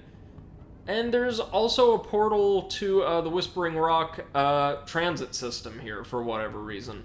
I guess so Agent Cruller can get here easily. I love how reactive characters are to what's going on in their environment as well. Like, Sasha has several lines he delivers only if you destroy a bunch of his files, and he's actually quite grateful for it. Sasha's a very controlled, nonplussed type. At least on the surface. Let's talk to him and see what exactly this massive... Well, kind of looks like a stylized heart or other organ, doesn't it? See exactly what this does. I've been hearing a lot about head explosion, and I was wondering... Science, Rasputin. That is what we practice down here, not parlor tricks. If you are serious about exploring the possibilities of your mind, step up to the Brain Tumbler, and we'll begin. Brain Tumbler? Alright. So we have to approach the Brain Tumbler now, and it acts as something of a framing device for the rest of our time in Whispering Rock. The Brain Tumbler is going to be very important for the next few hours, and then not really important at all until the end of the game. And she says Brain Tumbler is in the social network. Ooh, with Tumblr's layout, that'd be kind of chaotic, wouldn't it? We will send you deep into your own psyche, where you should find unparalleled insight and power. Excellent!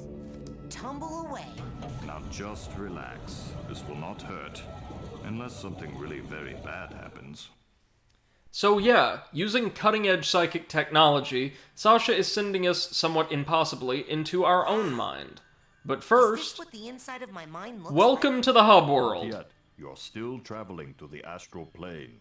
This is a tiny corner of what we call the collective unconscious, a place in which all of our unconscious minds are connected. You have just begun your training, Rasputin, so many of the connections with other minds are still not developed for you, and those doorways remain just out of reach. But the more you explore the mental world, the more connections you will form. Right now, the only unconscious world you can enter is that... The cinematography, is really, really solid in this game as well, right? Like the camera movement and direction during cutscenes. Okay, so the collective unconscious, as Sasha just said, serves as our hub world. Each one of these doors represents a different mental world we can explore. And if you'll indulge me for just a moment, we're going to go around and make sure 1, 2, 3, 4, 5, 6, 7, 8, 9, 10. There are 10 distinct mental worlds we can explore within Psychonauts, though I'd say there's 8 very interesting ones. And unfortunately, none of these doors have special aesthetics designed to reflect the mind of their corresponding host. You'll notice, though, 4 little panels surround each door, and these represent our completion, or lack thereof, of certain collection objectives within each world. This closed door represents Coach Oleander's mind. Normally we'd be able to access it since we've already entered his mental world and completed it, but since we are meant to be funneled directly into Raz's mind over there, it's closed for the purposes of this segment of the game. These 4 panels represent, in clockwise order from this one here in the upper left, Whether or not you've collected and sorted all of the emotional baggage and earned that stage's concept art reel, whether you've cleaned all the mental cobwebs present within, whether you've collected all of the figments present within, and whether or not you've cracked open both vaults. We're going to be trying to clear as many of these objectives as we can, but keep in mind for certain mental worlds, it's going to necessitate returning later with an upgrade or two. Not many, though, not many. Most of them you can clear 100% on your first time. Certainly, this is going to be the case for vaults in the future. Coach Oleander's mind is unique in that we cannot access his second vault during our initial path through the game. Now, if you guys will give me just a minute, I'm going to get up, have a quick snack, and grab a new drink, and I'll be back with you in maybe 2 or 3 minutes, okay? Well, no, 3 minutes, we'll call it. And we will be ready to plow on through Raz's mind, and hey, we just might be able to take on 2 more stages today. I'm really excited, and I hope you're enjoying the stream so far. In the meantime, like I said, feel free to leave me any suggestions or comments you have about the stream or the game, anything like that you'd like me to see or read when I return, okay? Thanks, guys. We'll be back very, very shortly.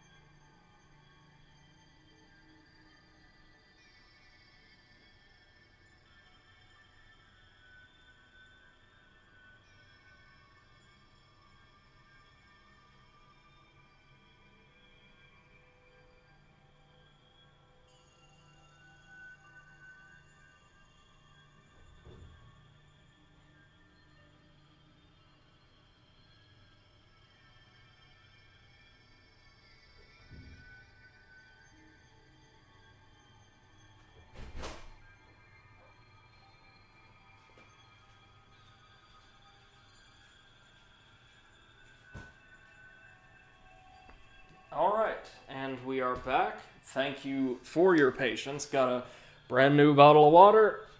Settling in for the long haul. Again, today I'm going to try to take us through 3 stages. Going to try to get through Raz's mind, which works a little bit differently from all of the others in the game, and then through the others associated with what we would consider the first half of the game, even though we'll clear them long before the halfway point in an actual playthrough. So, let's walk on over to the Brain Tumbler experiment and step into our own mind. Fair warning, Raz's mind is not as clearly linked to his actual mental state as any other stage in the game is to their host, because of the nature of the Brain Tumbler itself. This is like experimental tech. I'm not sure where. Tell me, what can you see? I see a rundown gypsy caravan. Do you recognize it? Yes. It's where I was born. I see. Compelling. So you can see right off the bat, there's a lot going on here in this little mist-shrouded abyss. Well, we've already earned rank 10, which means we can now get a new power from Agent Cruller. There's also a vault here outside the caravan. Speaking of... Oh! Yeah, it looks like, I forgot, Raz's mind, I believe, is comprised only of a single area. And here we get Raz's first vault. His getaway. So he was born into a very successful Romani family who performed in the circus. I love cats too! Thank you so much for the follow. I hope you're doing well, and thank you for tuning into today's stream. Thank you so very, very much. I really appreciate this, guys. We got 2 new followers joining the community today. That's so lovely. Really, really grateful to all of you for being here. Raz was given a pamphlet by a visitor to the circus one day, and it quickly became an obsession for him. It was a pamphlet advertising Whispering Rock, and containing a testimony or a call to action, I suppose, by Coach Oleander. Hey, Angel, good evening, man. How's it going? How's your day today so far?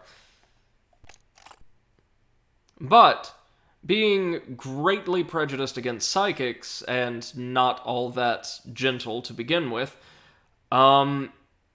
Raz's father tore up the pamphlet and, kind of symbolically, his child's dreams, which prompted Raz, being properly fed up with his family and the life he was living, to abscond from the caravan one day and ride off on the world's tiniest pony. And I'm fairly certain that bit is canon, that he rode out on like a little toy pony or something. I Love Cat says, hello, no problem, mate. I've actually been learning new things about the game I've never heard about before. Right on! Excellent! I'm glad it's, these streams are giving you something, then. Keep in mind, I should emphasize, a lot of what you're going to be seeing is, as far as interpretation of the lore, is just that, my own interpretation and understanding of things. It might not be concrete or canon. Angel says, just awake, so it's just starting. Yourself? I'm doing alright, thank you. Getting to play one of my favorite games of all time, and just a little ways off from its sequel, which I cannot wait for. I Love Cat says, I'm great myself, thanks for asking. I'm glad to hear it. Thrilled to hear that. So, Raz was eventually able to hitch a ride to Whispering Rock, and that takes us up to the beginning of the game. Now, let's capture these last figments billowing around in the mist. Collecting mobile figments is much easier once we gain additional, what do you see inside? Locomotive abilities. So yeah, the entirety of the caravan, well first off, let's appreciate the fact that, unlike Oleander's mind, which was very stylized but had a consistent environment, this is just a void, and inside the caravan is nothing but static. And as soon as we make our first steps over the threshold... I'm not sure. It's getting fuzzy. What a transition. The static appears to solidify, and we're trapped. No, I'll figure it out. Aha! Unless we lash out at the static, Keep punching, cracking it, and then... How do you like that? Rasputin, are you okay? What do you see now? I see a small, A bunny-like very animal lopsided-looking rabbit, yes. An unfamiliar animal entity in a dream often represents a primal fear or memory. Follow it, and it should lead you somewhere important. thing. Check. Okay, Mr. Bun. You and I are gonna be tight. Wherever you go, I go. Like Oh, excuse me. 2 peas in a... Hey! Come back here! So we have our objective for the stage, just track the rabbit, while collecting a ton of fragments and our first emotional baggage tag. Now, as I said, Raz's mental landscape is not representative of him as a character very much at all beyond that first section. Again, that's due to the nature of the Brain Tumbler. So we're instead in this very ominous-looking, shrouded forest, where the trees less resemble actual trees and more like grasping fingers or gnarled thorns, and there are indeed thorned plants littered around the landscape. But notice that even this area, meant to be desolate and kind of grim, has a remarkably rich color palette. It's just a lot of the colors used, and there are many different colors used here, are kind of darker, muted shades. Very, very good stuff. So, Raz's mental world is short. Very, very, very short. But there's still plenty of collectibles and plenty of figments. Here's our first proper enemy in a mental world, this little thorned plant that collapses if you strike it once it's actually reared itself up and priming to bite you.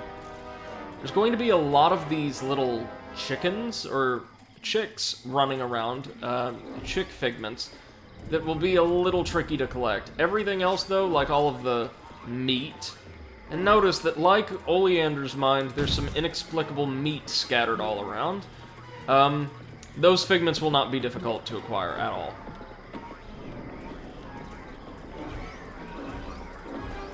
I think the figments are a brilliant way of adding some concept art or like basic developer sketches into the game. Brilliant, brilliant stuff.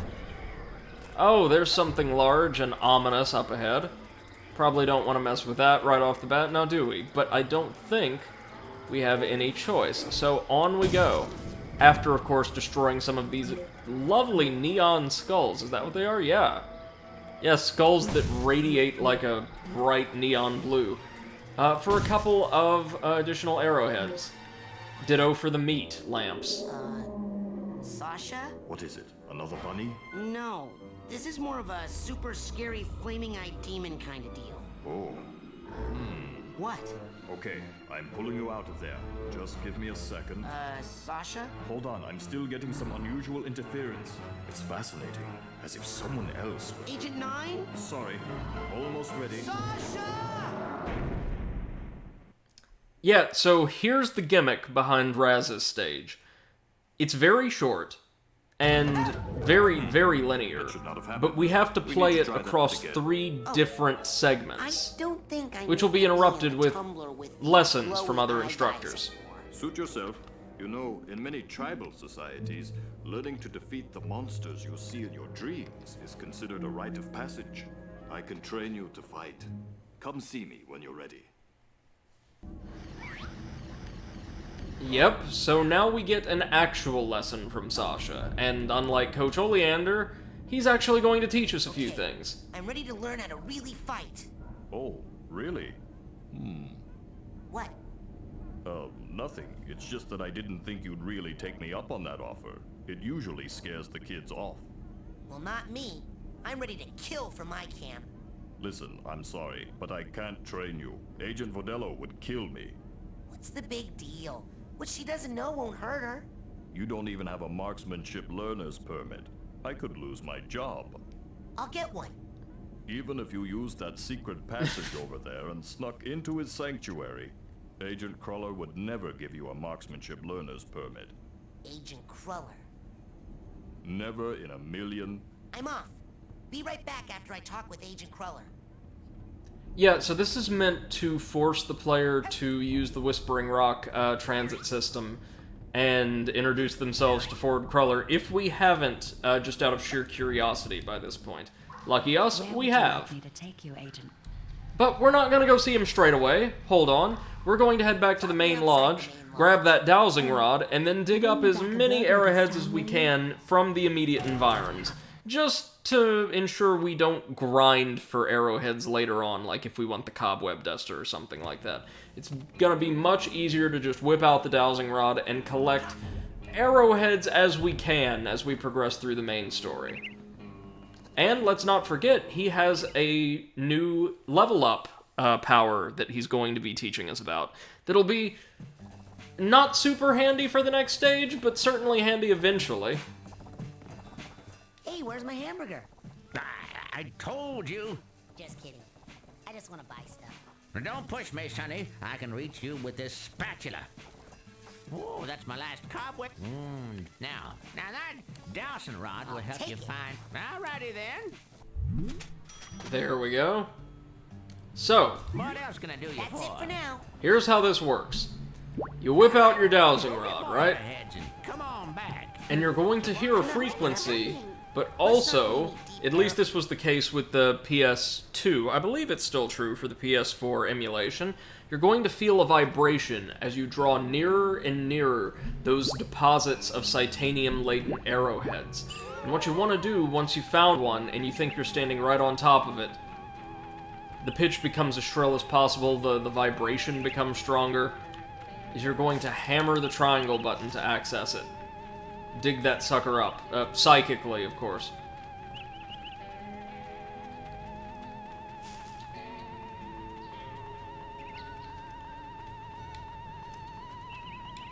There we go, that's one. Now how many is that gonna give us? Yikes! Quite a lot of arrowheads.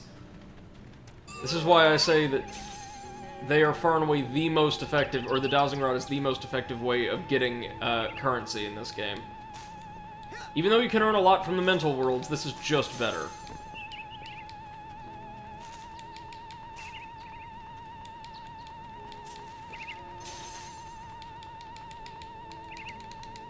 No, this isn't one. Hold on. There we go! That's got it. We have to wait until the tone reaches its 4th, graduation.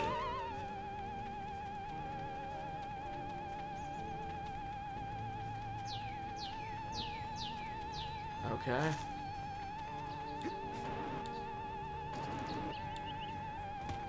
Getting closer. Getting closer. There we go! Got one. 150. Yeah, so as you can see, we can earn 100 arrowheads in just a couple minutes with this thing.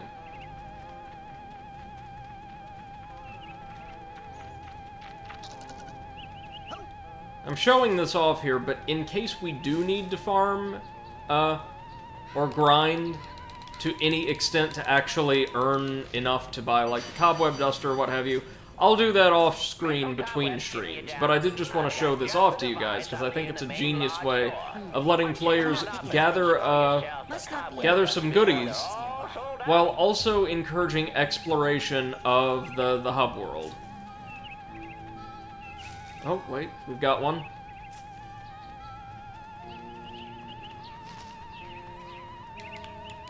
Right at the base of this tree, we've got, is it another 20? Or, yeah, they're usually hidden in disbursements of 20, I think. So, that is the dowsing rod. It has no application, as far as I'm aware, save earning you those, additional caches of arrowheads, but that in and of itself is still super useful. So now we're going to head back to the Whispering Rocket and travel to Ford Cruller's Sanctuary. Where would you like... Let's go to Fort... Yes, no...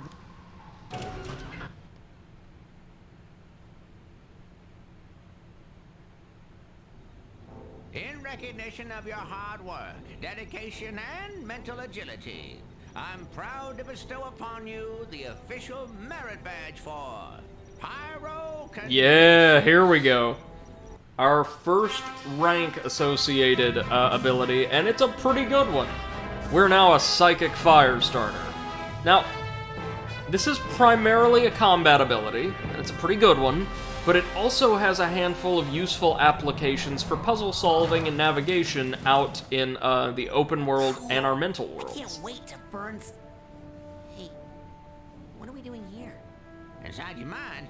Well, I thought you'd like to be in a familiar place for your first pyrokinesis lesson. Lesson? Shh, now, think of something you'd like to burn.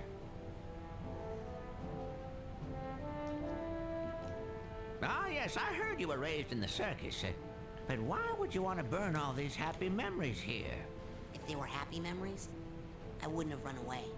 My dad, he hates psychics, and he knew I was becoming one. So all day long he would force me to practice my acrobatics, hoping to distract me, or maybe hoping to kill me. I never was sure. Now why are you still talking when you could be burning stuff?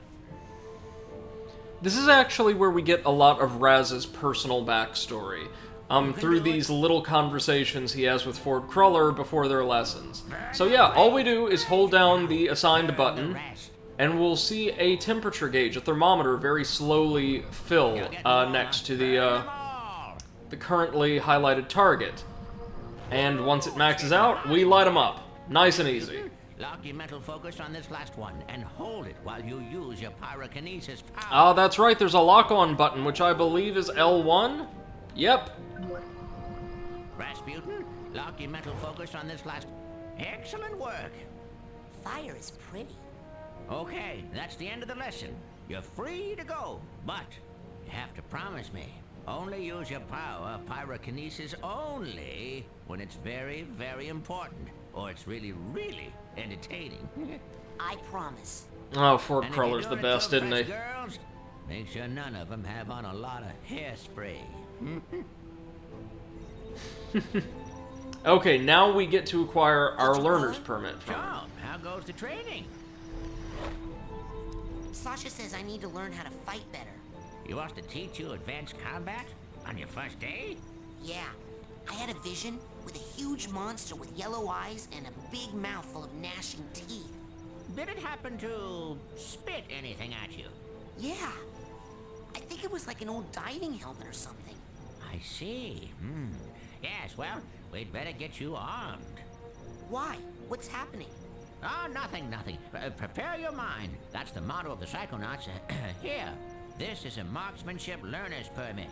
It will only work when you're in Sasha's mind. Once you complete his shooting range, you'll get the real merit badge and you can Psy-Blast anywhere you want. Thanks. Psy-Blast? Oh, you'll find out. Now get going. We can't have the camp overrun with big-eyed garbage-spitting monsters, can we? No, sir. I better go. Alright, Lots very work kind to of him. Good luck, Rasputin. So now, as you can see, we do have a learner's permit that does indeed bestow upon us a new ability, but we can't use it outside of the relevant instructor's mind. This is going to be a running theme for a couple very, very important abilities we'll learn in the immediate future. Head over to Sasha's lab.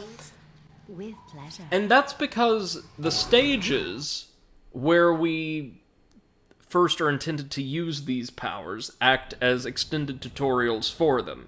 And I suppose the game didn't want you just running around firing off psychic blasts and the like without first being trained in their use. So time for the third stage of the game, and a really cool one. Most of them are really very cool, both aesthetically and mechanically. Those of you who haven't played Psychonauts, feel free to take a guess as to what we're about to see. Okay, I got it. Check it out. Excellent. Well, my ass is covered. Are you sure you are ready to do this? It could be dangerous. Oh, we're ready. We are ready. Are you gonna pull me into your mind like the coach did? No offense, but it's time you saw what an organized mind looks like. And look, the little door, or psychoportal, that he uses to draw us into his mind has a very personalized pattern on it, just as the coach's did. His was, done up in a forest camouflage pattern. Sasha's has the same pattern of geometric colored squares and rectangles that comprise most of the design elements of his lab. And welcome to the most organized, controlled mind we're ever going to see. It's so empty. I mean... There's more here than meets the eye, but I've learned to keep it under strict control, and that's what I'm going to teach you. Control your feelings, your fears, your anger. You must learn to control them, focus them, concentrate them, and release them. As therapy? No, as firepower. Say something hideous and horrible jumps out at you. Something so disgusting that it simply must die. Oh, so tacky. I can't look directly at it, but I control those feelings. Focus them, concentrate, and release. And Yep, the this is world going to a be better place. Your turn. a very, very useful ability for us to use. Sasha has essentially given us a ranged attack. As you can see, we have fixed ammunition, but it's very, very easy to get refills. So what we want to do is just Raz. target Keep these shooting. lamps, Well done, Raz. which Keep I actually shooting. kind of like the patterning and colors on, and blast them apart. Easy peasy. Excellent. A victory for good taste. Now you must strive for precision when targeting. Say you were set upon by multiple attackers. But you need to dispense with them in a certain order. Eliminate these monsters in the proper sequence, and we can move on to the next lesson. Okay, so now they're just going to tutorialize us a bit further about the lock-on feature we already used in Agent Creller's lesson. Good. Again. 1, Good. 2, Again. 3. Now then. Again, very easy. No. Is this what you saw in your vision? Well, it sure seemed a lot bigger in my head. Problems often seem larger in our heads than they really are. That's an important lesson to learn. But This is a sensor, an integral part of any sane person's mind. The sensors roam through your psyche, looking for thoughts that don't belong, hallucinations, manias, waking dreams. The sensors hunt them down and censor them out. why do they come after me? I'm not a mania. Yes, but you are a foreign entity in my mind. You technically don't belong here. Yes, but I was attacked in my own head. Yes, well, the Brain Tumbler could be malfunctioning, or you could be insane. We'll test for that later. For now, blast it. Yeah, so these sensors, kind of like the white blood cells of the mind, serve as our main enemies throughout much of the game. The Goomba equivalent, if you will. And these variants go down very, very quickly. Like so. That's the spirit. I killed it. It was just a thought I was having, and it's not dead. It has just returned to its basic form, raw psychic energy. Go absorb it. It's good for your mental health. There we go. As you absorb this energy, your mental health increases. But as you Psyblast, you expend your will to do damage. So be on the lookout for these small, dense clusters of raw psychic aggression. Absorb these as well to make sure you always have enough firepower. Now I'll leave the machine on for you, so you can practice. You have to blast 1,000 sensors to earn your marksmanship merit badge. Come back every day for practice, and you should have enough in as little as 3 weeks. 3 weeks? I only have a few days to earn all my merit badges and become a Psychonaut. Slow and steady wins the race, my eager young friend. Now practice, slowly and carefully. Oh, man. Yeah, so we just have to sit here and blast sensor after sensor, no longer being hand-delivered to us up on the platform, until we get, God, thousands of them down. Now, we could do that, or we could game the system. And in fact, I believe mechanically you cannot earn the merit badge just by sitting here and blasting sensors, so we're gonna have to do something a little different. First things first, let's explore Sasha's mind, which, yeah, certainly does seem very dense and well I wonder controlled, if I can speed it up doesn't it? somehow. He's able to generate whatever he wants from the depths of this vast, very, modernist-looking cube. But by default, there's not anything just... Oh, no. Running around here.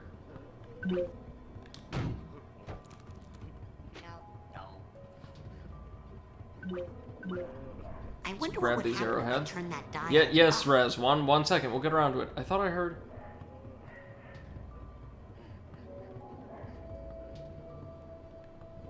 About to say, I thought I heard like the crying of emotional baggage, but I guess not.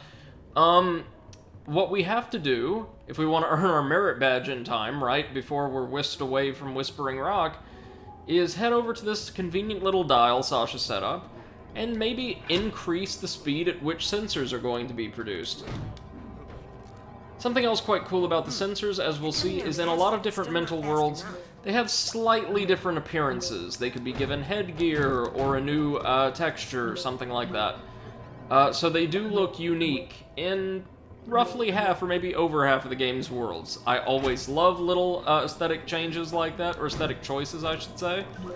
And of course, glad to see it here, Still not fast enough. to make mental worlds feel as distinct from one another as they possibly can be.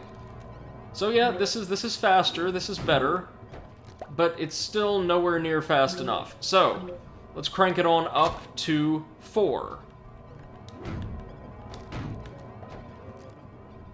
Still not fast enough. And you'll notice that outside of Sasha's mind, we haven't seen a lot of straight lines and sharp edges in the game's visual design so far, have we? No, everything's been very soft and dreamy, kind of chaotic almost. And that's intentional. His mind is meant to serve as a very sharp contrast. But like he said, just because there's nothing visible on the surface doesn't mean there's nothing at all in here. And in fact, we're about to explore some of that right now. That's better. Not fast enough, though. Still not fast enough. Just go ahead and grab up as many arrowheads as we can. Oh yeah, and you can, of course, just light the sensors up with pyrokinesis as well. Always a fun time. Oh no. They also drop scores of consumables, don't they? Okay, let's turn it all the way up to Skull. That sounds safe, right? What could possibly go wrong? Well, see, that caused a little bit of a blockage in Sasha's mental processes, and accidentally let loose a whole lot of what he was trying to keep contained. Done. This is not control. This is chaos. I'll try to fix it. You stay here and keep the numbers under control.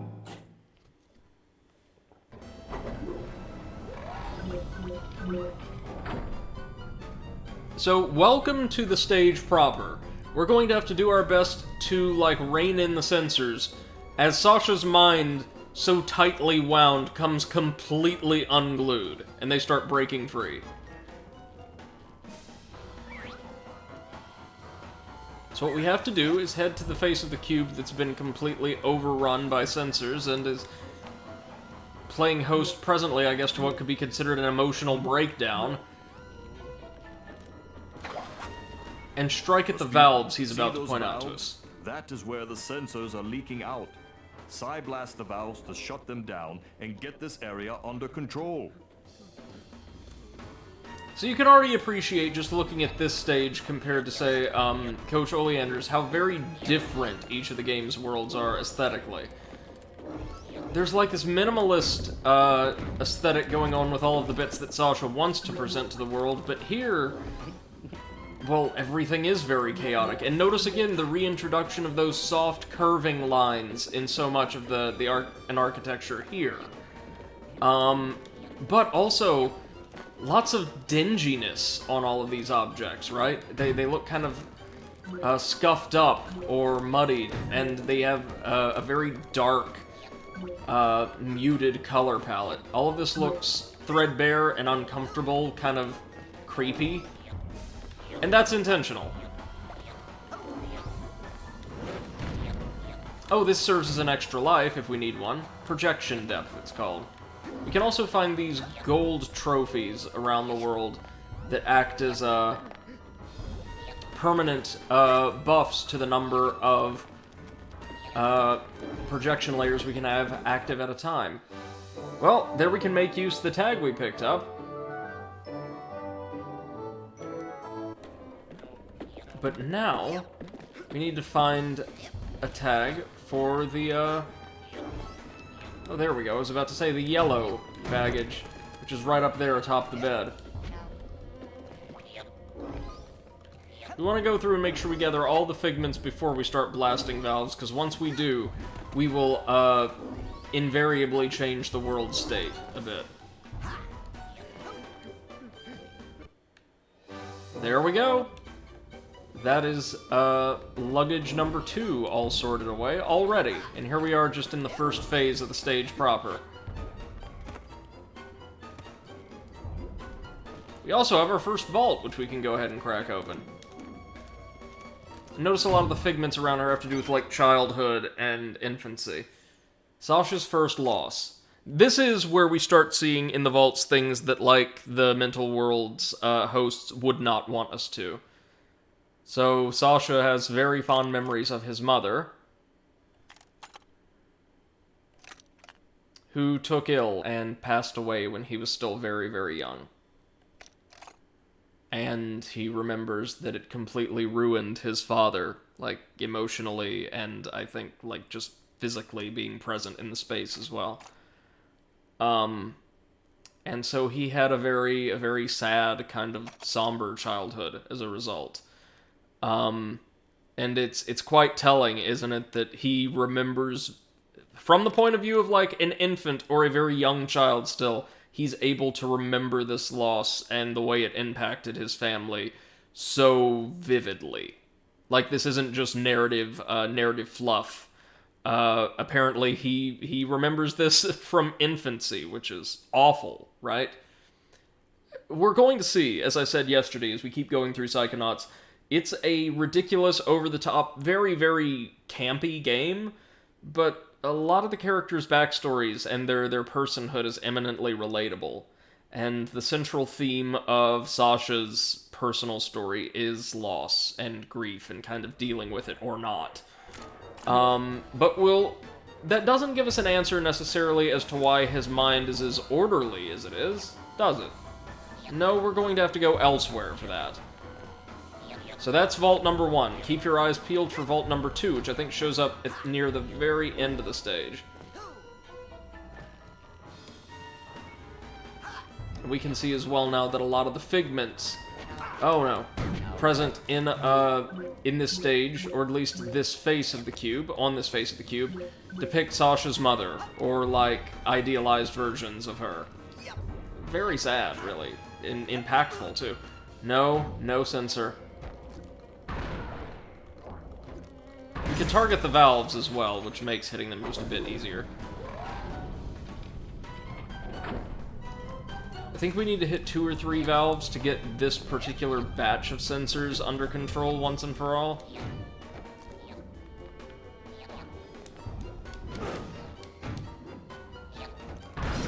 There we go. Good. Well, you got them all. And that seals up this face of the cube. But you know this can't be the end of the entire stage, right? Oh no. No. There's quite a bit more. If I'm correct in remembering, and I occasionally am, we have to do this 3 more times, each with a different little acrobatic course to complete. This one I find particularly appealing due to the glowing energy platforms that comprise about half of the stage. Now, you see that sensor in the kind of burgundy-ish suit, the larger sensor? They have ranged attacks, and are a bit hardier than the standard sensor, so we want to take care of them quickly as we can.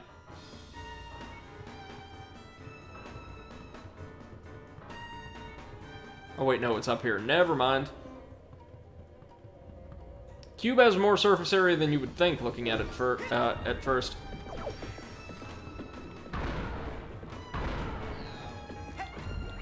There we go. 2 good blasts will take down one of the larger sensors.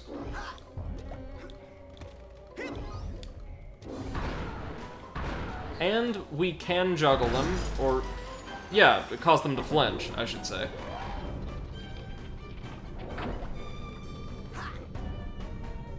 This face is just a little bit more abstract than the last, wouldn't you say? Oh, did we, nullify its ranged attack with one of our own? That's handy. Oh, we've got the purse, which we, found a tag for right over here. Oh, no. But hold on. There's more figments and the like to collect down here before we carry on. Or a figment, maybe? Just the one? That's alright. Yes, yes, a lot of these figments are... and the vibe of the entire world, rather, is very strange indeed. Wait, can we light him up? Yes, we can. Even if it doesn't kill them, it will incapacitate them for a time. Oh no, it got him. Nice. Pyrokinesis, baby, it is good stuff. Oh, they do have a melee attack. I forgot about that. I thought they were ranged attack only. It's okay, though. We get health and ammo aplenty from defeated enemies. Hold on. Okay, so maybe we were not meant to enter melee range with these fellas at all. Wait a minute, are we going to have to come back here with another ability later to gather all of those? I do not remember this being a thing. But okay. Okay, it looks like there might be some backtracking in Sasha's shooting gallery, which is the proper name for this stage, by the way. I don't think I ever introduced it. Sorry. And yeah, we will have to come back later, once we can get a little bit more air in order to access the figments at the very top of the structure.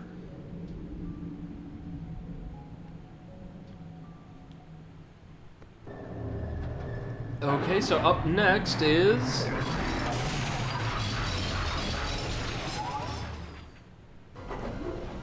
the shoe closet from hell. We can see, though, it looks like his family, or at least Sasha and his father, were cobblers of some sort.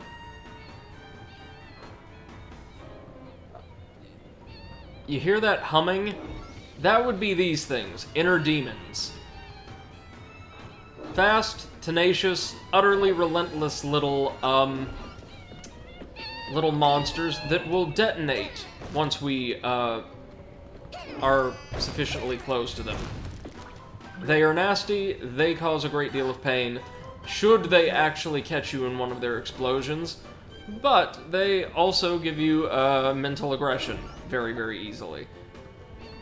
And can be dispatched with a single bolt of mental energy. Okay.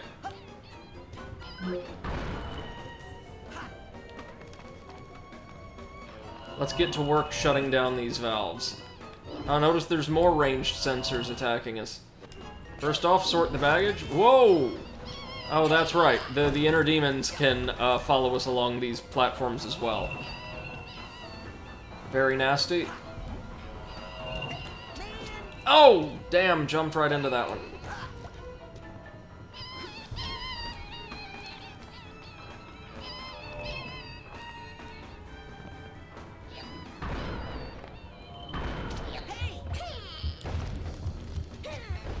Oh no, we died actually. Oh no.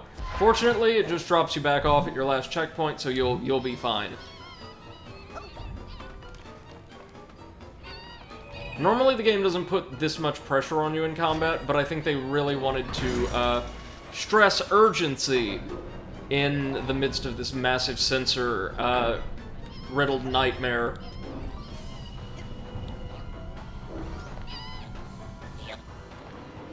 We can grind on the measuring tape, though. That's handy. And, in the process, collect a ton of figments.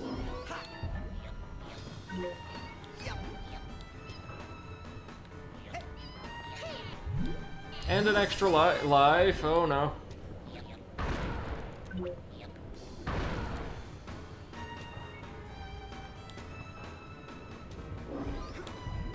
Oh, we've got some cobwebs to dust up as well later on here.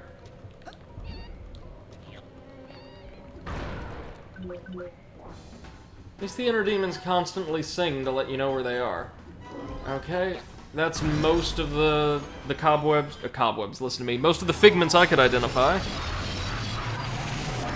So we've only got to do this once more, and we will be effectively at the end of the stage. Just a nice little combat course with a very interesting aesthetic.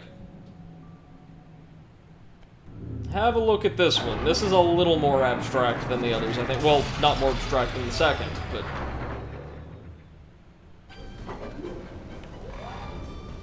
It's some kind of... What are we thinking? Temple? Crematorium?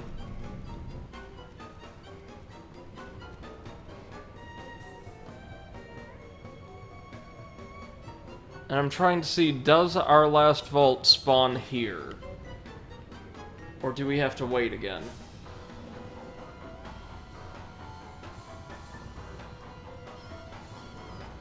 Oh, I can hear the demons. They're coming.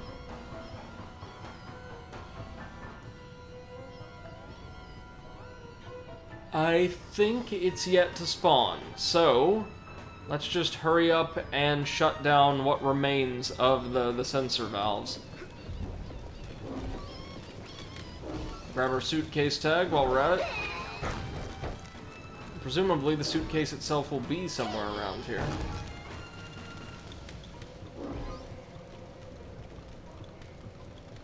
If you were just going for the valves, this would probably be the easiest face of all to deal with, because there's not really a lot of platforming here. You just climb the little iron ziggurat here. Ooh.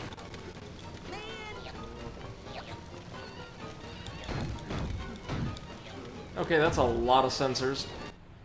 But also our last piece of mental baggage, which means, or should mean, yep, we get our primal memory concept art reel.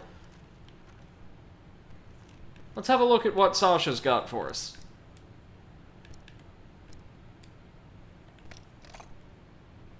So we've got concept art of the main lodge.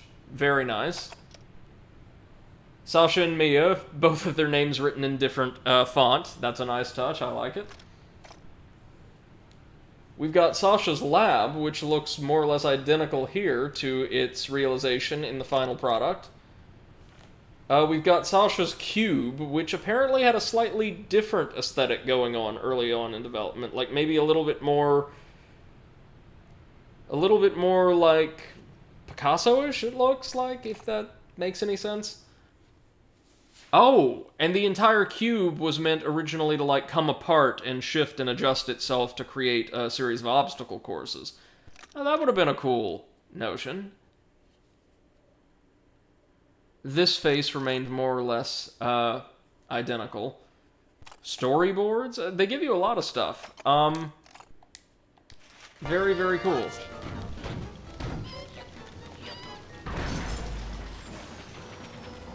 That's it. I've completely There we blocked go. off all of Sasha's sensor We missed a outlets. figment or two, but we can come back and get them later. There's one thing left, though.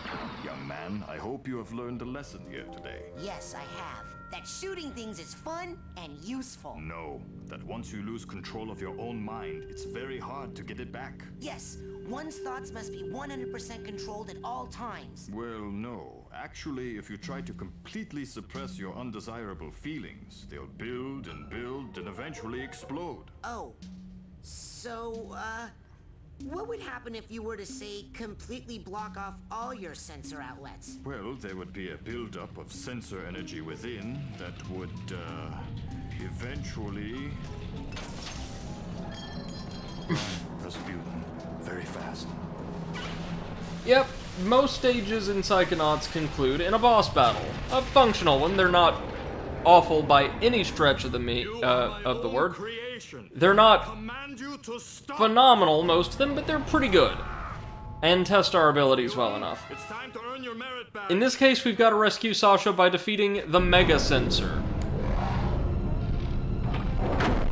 Now, really quickly, Mega Sensor is constantly going to be aided by other sensors spawned by these valves that have appeared on every other face of the cube.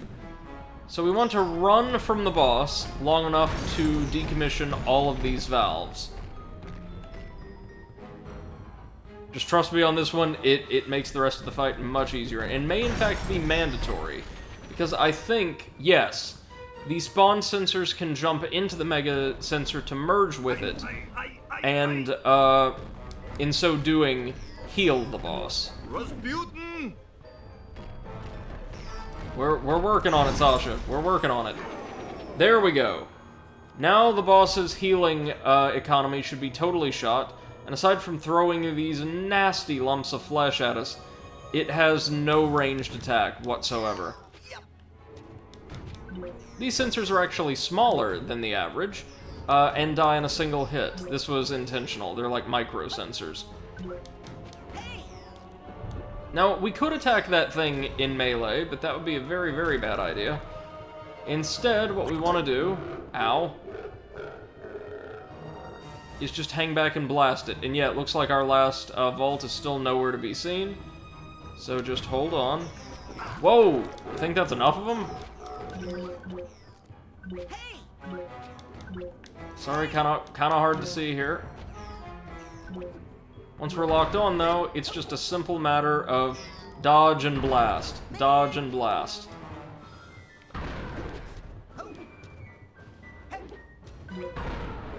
That's a lot of supporting mini-sensors, though, isn't it? It's okay. We can whittle it down pretty quickly, even with their interference. The range on our side blast is not as great as you may think, though, so be careful. And that's the Mega Sensor down. Not bad, not bad at all. So, is this where I get a speech and learn another lesson? No. Here's your merit badge. Let us never speak of this again. And just like that, we earn a merit badge that allows us to use our psychic bolts anywhere in the game, including out in the overworld. If I recall correctly, this power doesn't have very many non-combat applications, but, I mean, you saw how much easier and safer combat can be with the bolts instead of with, our standard psychic strikes. Give me just a minute, moving some things around here. I want to shoot more things. Okay, enough about my mind. Let's stay out of my mind for a while. Let's just go back into yours, huh? Step up to the Brain Tumbler when you're ready. Okay, so next order of business, very simply, just head back to the Brain Tumbler. We're going to progress just a little bit farther into Raz's mind. Let's see what we have here. Oh, wait a minute. There's a Scavenger Hunt item in Sasha's lab? Oh, that's interesting. I don't know that I ever got it.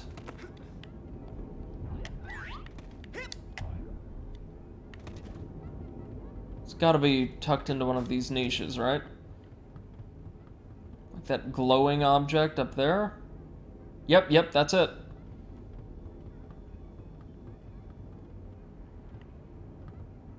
Okay, so what we want to do is like, yep, move our way up here and then just drop down and grab it. Oh, it's the fossil. Nice. It is handy that they give you a zone-by-zone checklist of important collectibles for those completionists among us, like myself. Let's go ahead and pop back into the Brain Tumbler really quickly. Okay, time to face my big diving helmet-spitting personal demons. That's the spirit.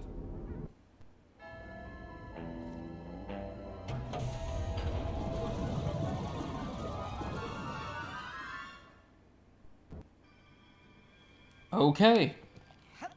So, while we're in the collective unconscious, one thing I want to do is stop back by Sasha's shooting gallery to gain his second vault really quickly.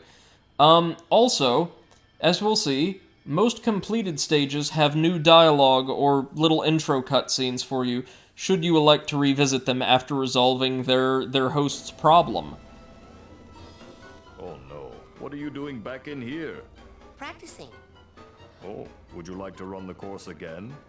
Yeah, Run the course? But all that sensor overload stuff, that was an accident. Oh, Raz, I knew you were going to overload that switch. I would have done the same thing at your age. It was all arranged to make you an expert fighter, and it worked. Now, if you'd like to run the course again, just shoot the controller on any given face. To close that face up and open another, shoot any sensor valves you see. Fair enough? Even the part where the giant sensor had you on the stamp? Okay, that part got a little out of hand. We won't be seeing him again. Okay, so we can now adjust the world state as we please, giving us the opportunity to collect anything left behind in Sasha's mind. First, really the only thing we're here for is that vault.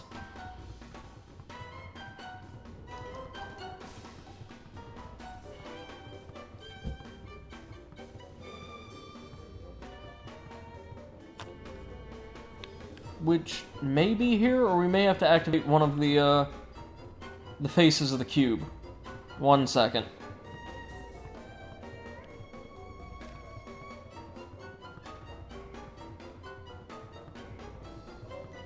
Yeah, I'm not seeing a vault. I don't believe it's present right now. So, let's start by going for the easiest one, and the one...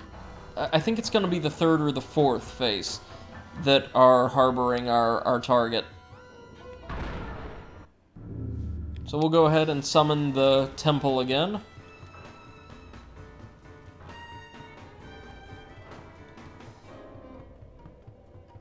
Appreciate that Sasha's just able to hang out here while we completely destroy his mind.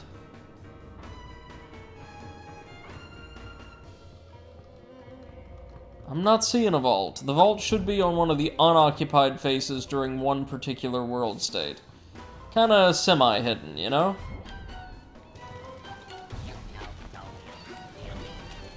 Well, let's go ahead and climb this sucker. Might as well, yeah.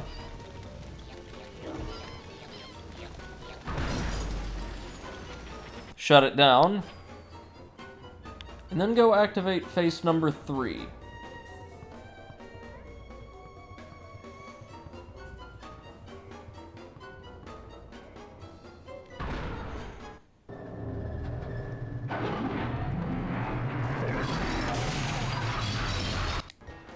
Let's see, is this the lucky one? Yes, it is! There's the vault. That's what we're talking about.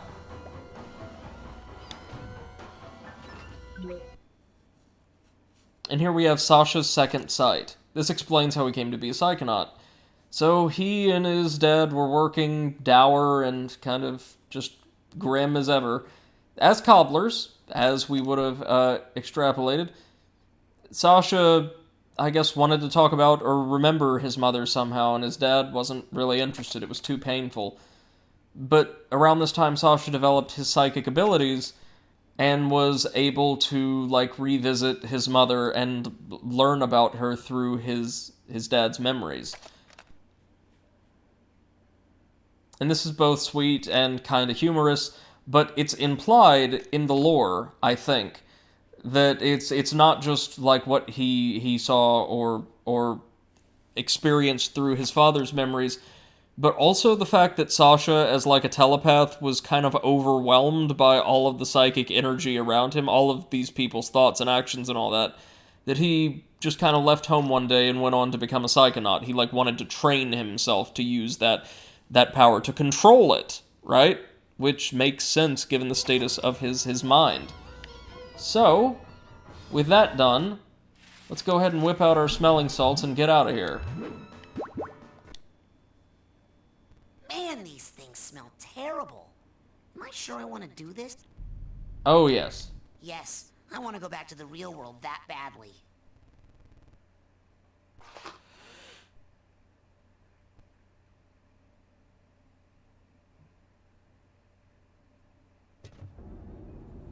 Okay.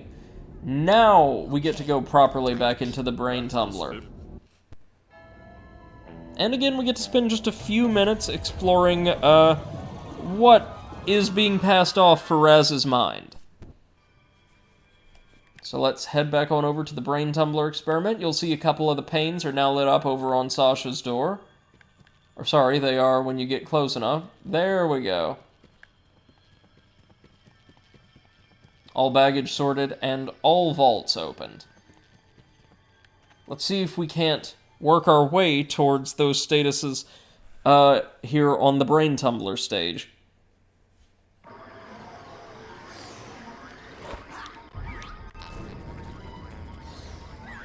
So we just run through the woods, as was normal in our first run, but then we've got a wonderful new ability to use against that monster, we'll say. It's still there, alright, but now, let me collect the arrowheads, because I am really, really hoping to get our cobweb duster without having to grind much at all. With a single bolt of mental energy striking home, it completely disappears. As Sasha said, some problems are bigger in our heads than in real life.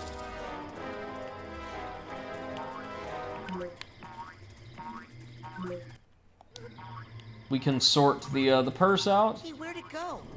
Don't tell me I imagined that whole thing. Gather up a ton of figments.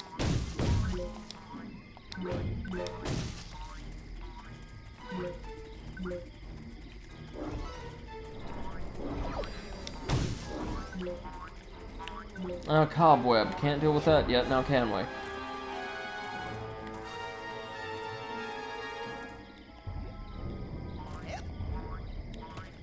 But what we can do is follow the rabbit. So let's just hop up this thorn. Ah, there's our steamer. Our steamer trunk. I command you to stop. Dang. Does that ever work? So, as Raz mentioned, there are sensors after us in this world, but they're not very powerful. In fact, I want to say the sensors are the most dangerous thing in this world, so we should be in good shape. And, oh, just like that, we've got enough ranks to earn a new psychic power from Crawler. Okay, there is article number 2 of... Whoa, this stage's emotional baggage totally sorted. Grab the figments as we can, because I don't know if you've noticed, each of these figments counts as 7. Or everywhere from like 7 to 10, I think. In that little counter keeping track of our progress to... Whoa! The next rank.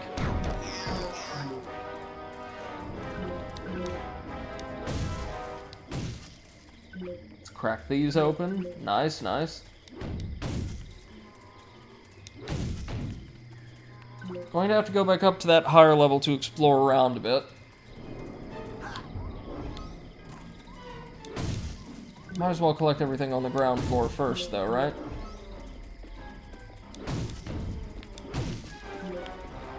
This is the visit where we actually get to explore like 90% of the ground, like the actual surface area of this world.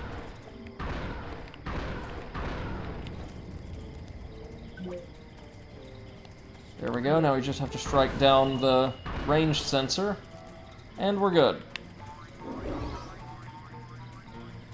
Lots of these strange leaves that seem to be shaped like ribs, eh? At least in the figments, anyway. Though I've seen a few of them running around, or I shouldn't say running around, present in the mental world itself.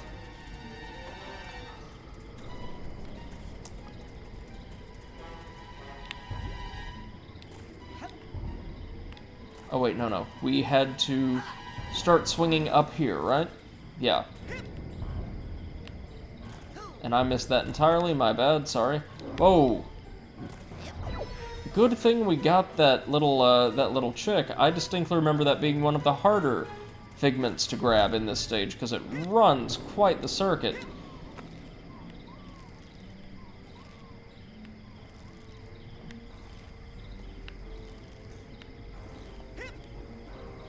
There we go. Oh, damn it, we needed to double jump there, didn't we? That's okay, we will make this obstacle course, and I think our reward, in addition to a bunch of figments, is a piece of emotional baggage?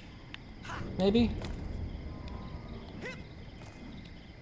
As well as, of course, the pride and accomplishment of doing a thing in a video game from 16 years ago. Always after that, you know. Let's see, there we are. let's climb not quite all the way to the top, but there we go. Perfect, perfect. For the early game, this is a surprisingly tight platforming course. So let's see. What we want to do next is jump over here, and then reach out to that cliff. There we go. Hey, Exit, good evening, how's it going? He says, are you all by yourself? Presently, yes sir, I am. Just enjoying some Psychonauts. I saw there's another one of those little chicks running around we'd have to deal with, though. On the lower levels, so we will have to revisit that. But first, Figments. Oh, Exit, some company. Yeah, sure. Give me just a minute. Just a minute. Let me go into a channel that we could access. Bam. Exit Dust, ladies and gentlemen. Hello. How's it going, man? Good. Going good, man. Going good. How are you? Oh, doing great, thank you. I love that I'm able to play Psychonauts. I adore this game. Have you ever played it? Yeah, I did, but I never finished it. Really? Really? How far did you get? Man, that was so long ago, I have no idea. I gotcha, I gotcha. I think it was the bus trip that you get at the beach or something. Oh. Yeah, around there somewhere. Yeah, so the, let me see. The disco stage. Yeah. Oh, well, that's where we're headed immediately after this. Oh, nice. And with that, we collect... Was that all the... No, that's not all the mental baggage, or emotional baggage in this stage. There's one more piece. Oh, which I think we can't access quite yet. How's your day been so far, Exit? Pretty good, man.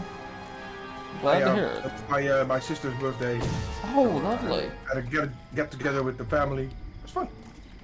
And, is your area able to, like, start easing out of COVID restrictions? Yeah, the government announced that the COVID restrictions will be, I think, next Friday, maybe. But stuff like this, where it's a family gathering, then they don't need to about it. But I mean, half of us are already vaccinated, so we should. Right. Are you vaccinated? Yeah. Righteous, man. It's an amazing feeling that, like, just one or two little shots can give you, right? Like, the significance that carries. Yeah. Especially after the 1.5 years that we had. Yeah. You start to appreciate the fact that you can go out and just do stuff with other people again. Yeah, I actually look forward to being out in the world now. You haven't been vaccinated yet? Oh, no, I have. It's just, right. Due to the part of the world I live in, it took a good long while for things to get safe enough, even with my vaccination, for me to go out and about all that much. Yep. Yeah, I get that. Finally there, though. Thank God. I'm not gonna go that crazy yet, but I can't wait in like a month or so to be able to go to a restaurant again. Oh, God. Yeah. Something that we thought was so simple is now completely a big deal. Yeah. I'd say I hope it, at the least, makes people a little bit more appreciative of all the things and people they took for granted, but probably not. Yeah, but the restaurant, I don't know if it's because of TV or stuff, but I always thought in an American society, restaurants are a pretty big deal. Oh, yeah. People go there often. Like, in the Netherlands, we go maybe once a month for special occasions and stuff. But in America, it's pretty common that you just, once or twice a week we're going to a restaurant. Well, yeah, we're all fat, you see. And that's why. Yeah, that's probably the reason, yes. Like, oh, do you want to go hang out at the park? Go to a cafe or something? No, I want like a massive plate of Thai fried rice. I hate to be so blunt, but you have the Oh, I love this character design. This is Dr. Caligosto Lobato. People are always saying that. What do you think's wrong with my brain, Doctor? Oh, good. How should I know? I'm a dentist. But here's what I do know. If a tooth is bad, He's a dentist. And ostensibly our villain. You haven't figured it out yet. Yeah.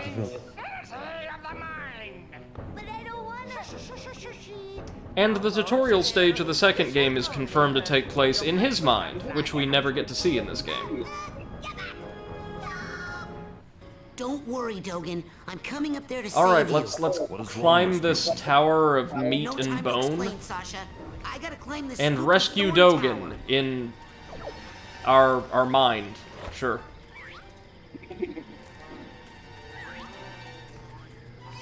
Now, Psychonauts is a great game, but, Exit, I don't know if you're aware of the reputation it has.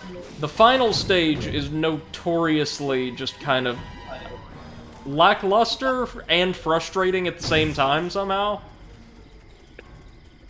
Even more lackluster than this. I mean, don't get me wrong. I mean, I love the theme, I love the game, I love the acting and so. But all the environments are so bland. Look at this background of brown, on a floor that's brown, on a brown ceiling. There's no so much. There's not that much color in this game. That always will help me back a little bit. Through the stages you would have played, that may be true, but once in fact we get to the next stage, you'll see there's a lot of color, like a lot. Typically, the more eccentric the person whose mind we're exploring, the more vivid everything is.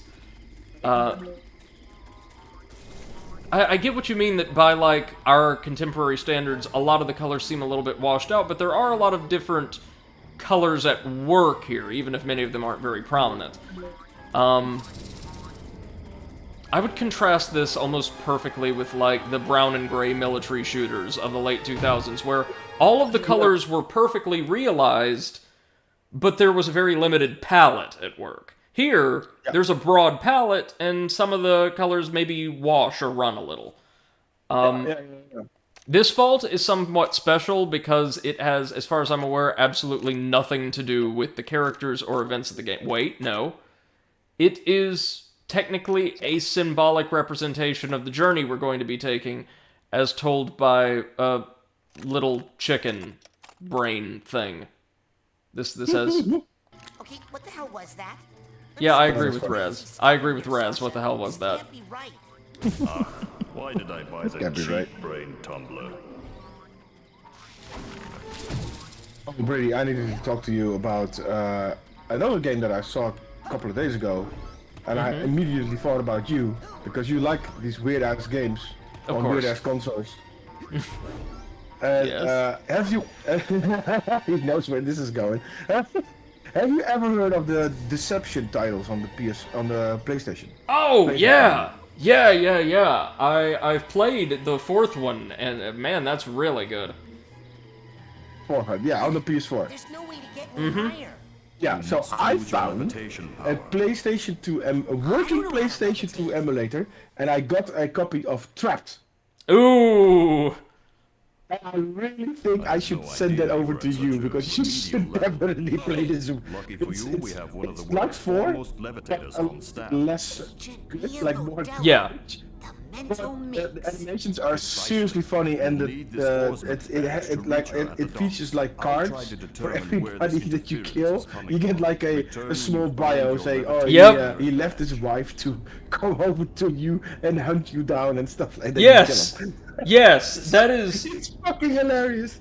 That is the most infamous part of the entire series. There were these great screenshot Let's Plays you could find on the LP archive these days of the first 3 games and then Trapped.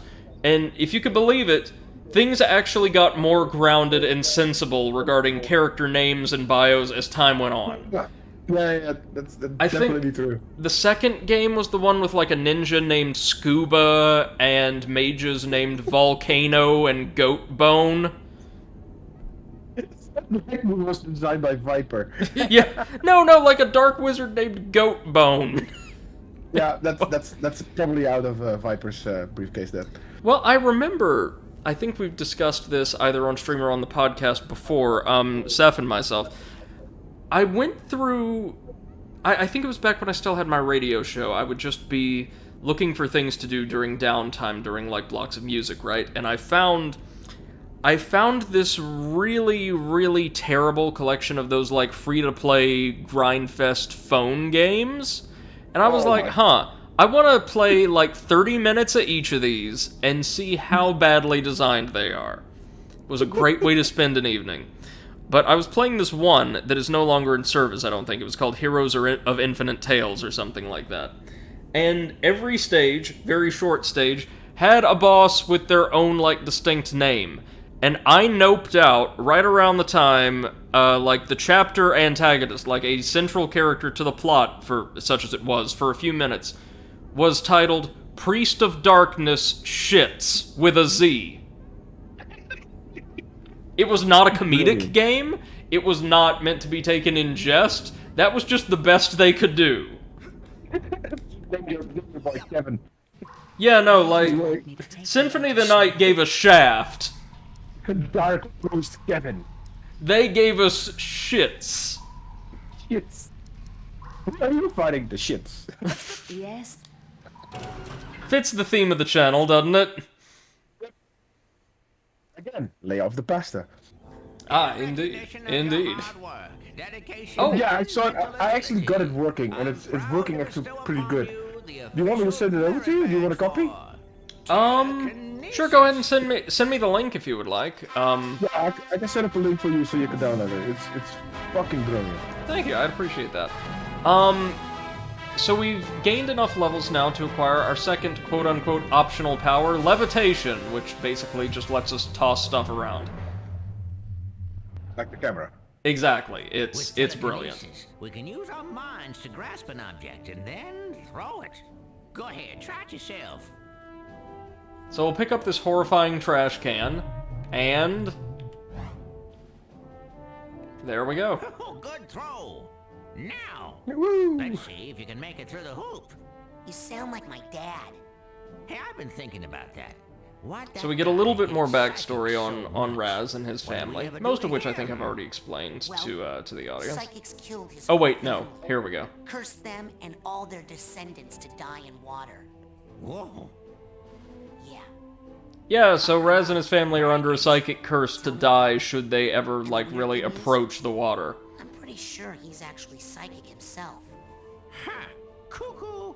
Well, you can work on him when you get home. For now. Oops. For now, oops. And there is just a little bit of aim assist in this game when you have to throw things at very specific targets. It's not a bad feature for something like this. Shot. Let's see you do that again. Throw it through the hoop that it cannot physically fit inside several times. Right down the center. Now, let me show you something. Pick that trash can up and aim your toss at the side of the caravan. Yep, if you cause items to collide with the power of your telekinesis, the results can be destructive. And they're lovely. Around on the ground, isn't it?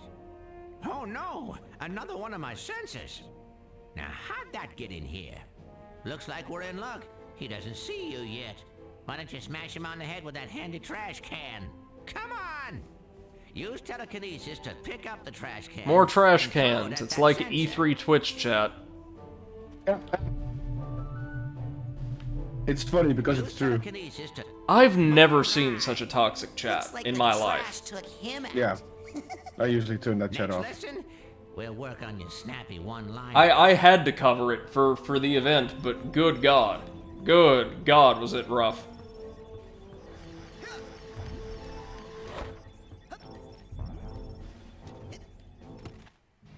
Where would you like?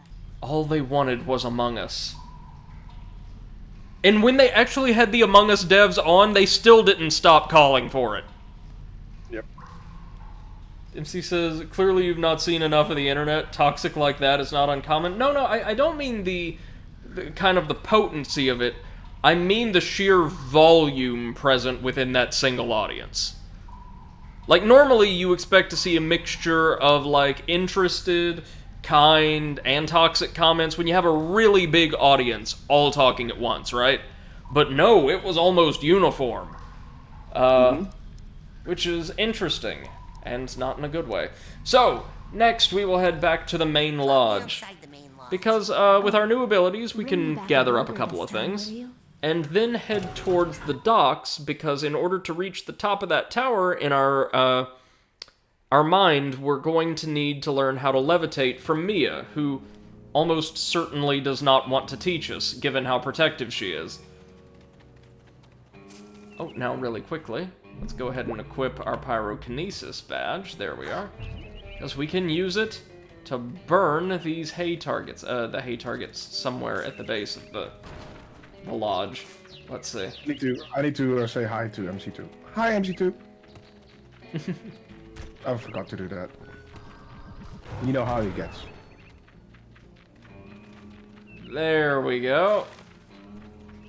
Is there anything behind them? No, not behind these. I think there might be hay bales we can burn elsewhere that will give us that benefit. MC says, hey, exit.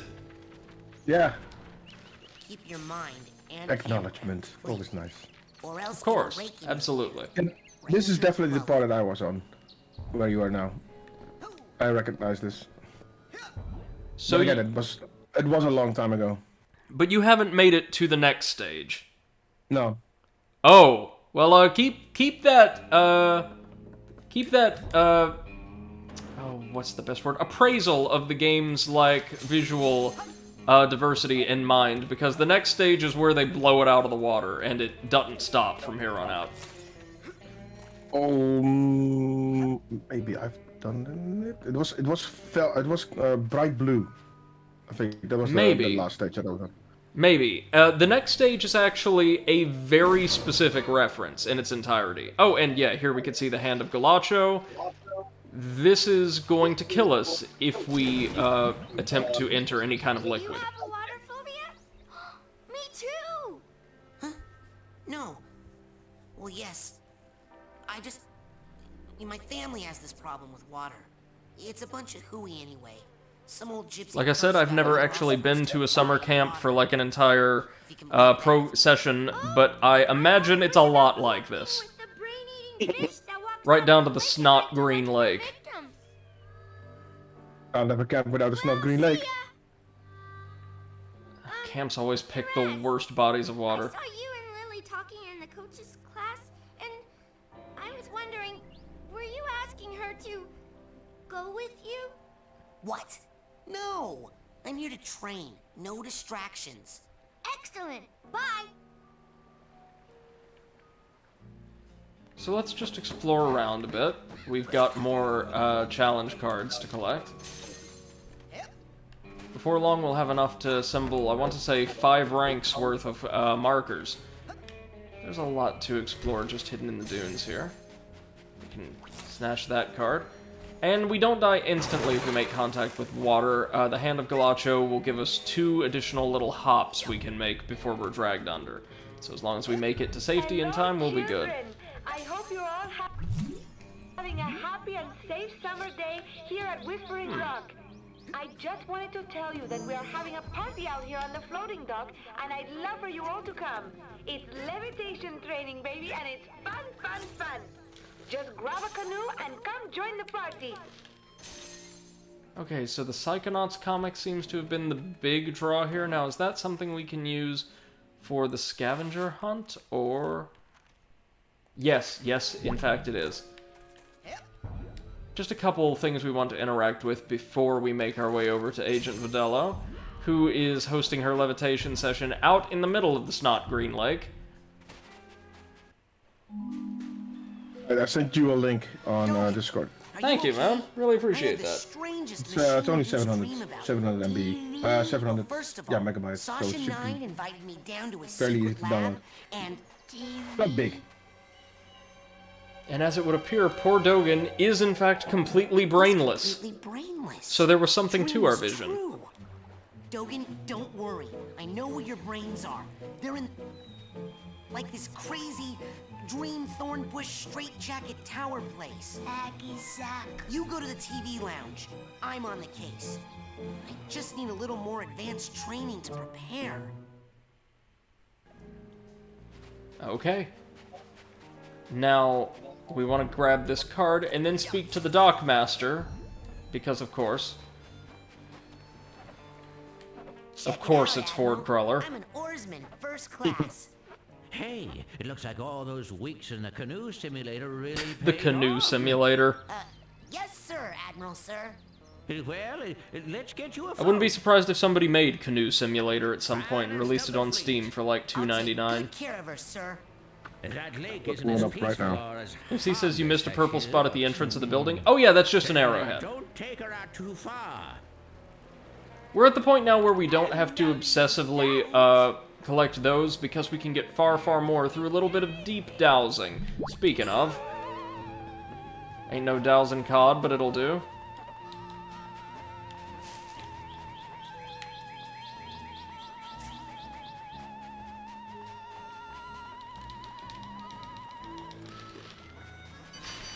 Oh, I see what you mean there, MC. Good eye. We'll go ahead and collect that one if we can. Without unequipping the dowsing rod. We can't. Which is fine. I'm not picking up anything. Must not be any deep arrowheads nearby. Don't be late. Levitation class has already begun. Come on out to the floating dock before the party is over. Mia's going to keep trying to goad us over towards the docks. Not yet, not yet. There's money in this beach. And there we are. Oh, that was a massive parcel of them, wasn't it? Almost 70 or thereabouts?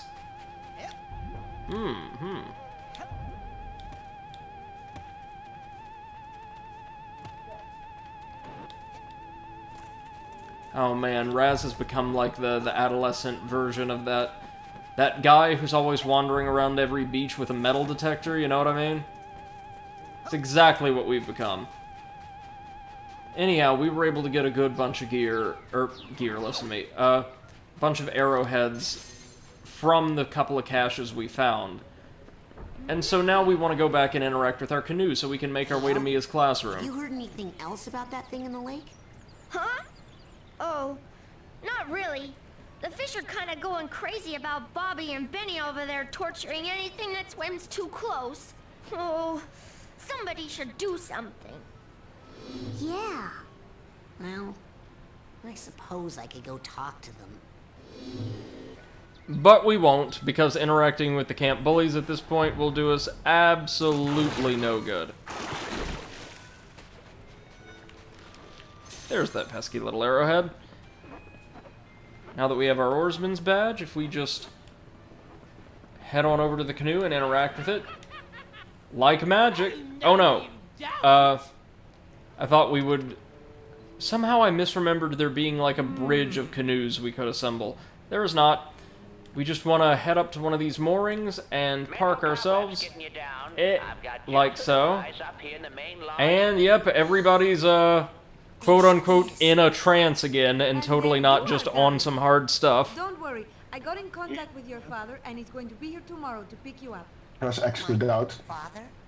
Indeed. Gotta go, the race is starting. Lily! Oh, hey Raz. Listen, I made you something. It's kind of stupid, but... They stole Dogen's brains! No, he's just like that. I had a nightmare where this mad scientist guy said he was gonna take them out, and... Was it a creepy-looking freak with a shower cap and a stainless steel three-pronged claw? Hey, that's my nightmare. So it's not just me. But how? So yeah, a bunch of the students are having the same nightmares. I don't know, but I think it's time I find out where this is coming from. Let's rendezvous tonight at the old boathouse for debriefing. This is so cool. Yeah, it feels like that time in True Psychic Tales. But of course, before we get to do anything, we have to learn how to levitate from Mia. Now fortunately, since she's so very, very dedicated to the concept of nurturing her students, her mind isn't super dangerous. And in fact, it's one of the only stages in the game without a proper boss. But the style, the visuals of this place, oh, they make up for it. Agent Bodello? I have been ordered to report here for levitation training. I've already done the coach's obstacle course, and Sasha showed me how to shoot. You know, I'd expect that sort of recklessness from Orso, but Sasha? Agent 9 said you were the most powerful levitator the Psychonauts had. Sasha said that? Really? I didn't know he noticed. Well, you know, I only work with the best teachers. Flirt? Okay, let's party. Mia's mind is also one of those bits I alluded to earlier, where the game gets unexpectedly, very, very suddenly heavy and dark. Not unless you go a little bit off the beaten path, though. Look who made the scene. Look at this. Agent Vodello? Where are you? On TV, of course. Where I was Now, the visuals here, especially those displayed on the television screen, should look very familiar to anybody interested in 90s like pop funk. Just try it. I'm going to give you a levitation learner's permit. It will only work while you're in my mind. After you finish my course, I'll give you the real thing, baby. First, you gotta show me you know how to use it. So, Mia's mind, called the Dance Party, is very clearly inspired by the psychedelic visuals for the music video that was produced for the pop group Dee-Liteful's Groove is in the Heart in the 90s. Yeah, I remember that. Right down to a lot of the moves we'll see from Mia and her weird mental construct dancers. Many of them come straight from the music video. So this is not like an illusion, this is a straight-out reference. And I love it! Yeah, those are the good references. See what I mean, though? This stage is way more colorful. Yeah. And we're going to slowly destroy it all. I have not been here. I'm pretty sure that I have not been. I would have remembered. Yeah, Mia's Dance Party is where visually and really aesthetically overall the game just starts firing on all cylinders. And it doesn't stop until the final stage, which is, again, kind of notoriously bad. Everything else between here and there, though, solid gold. Now let's levitate. It gives us a much floatier, higher jump, and the ability, let me see, to slowly hover. Now for this last one, you're really This is the mobility upgrade we earn throughout the course of this game. Try using your thoughts as a balloon to float. Just jump for those rings as high as you can and then do your side float. Don't be afraid, darling. Alright, so we've got to pull a Superman 64 here in order to get past the bouncer. Oh, and while we're mounted on our ball, we can still use our standard attacks. Not while gliding, of course, but this is a nice little touch. And if you perform our dive attack, instead of conjuring the giant hand and smacking the ground with our palm, we just bounce on enemies with the ball. Another nice little aesthetic touch.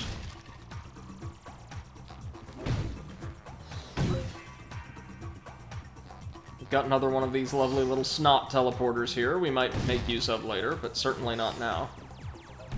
Okay, through the rings. And First just like try. that. Yep. So it's clearly not Superman 64 Okay, then. no, just between you and me, this end of the party is dead.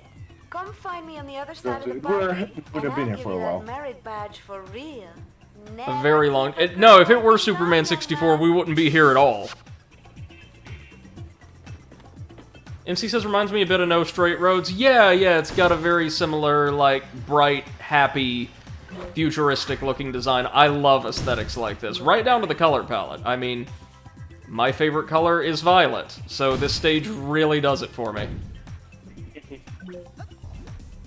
Any figments or anything down here? No, it doesn't look like it. Speaking of, how many figments do we have total? Here in her lounge, anyway. 79. That's a lot, but nowhere near as many as Coach Oleander's mind threw at us. Problem is, a lot of her figments are scattered around these little half-pipe segments. And of course, lots of them are, like, in the form of dancers, or cute little butterflies and things. Mia's mind is a very, very happy place most of the time. He says, as emotional baggage sobs in the background. Woohoo! You are the sugar in my bowl, darling. Now just follow the flowers, won't you? And try to stay rolling at all times. That is the theme of this party. Okay, here we go.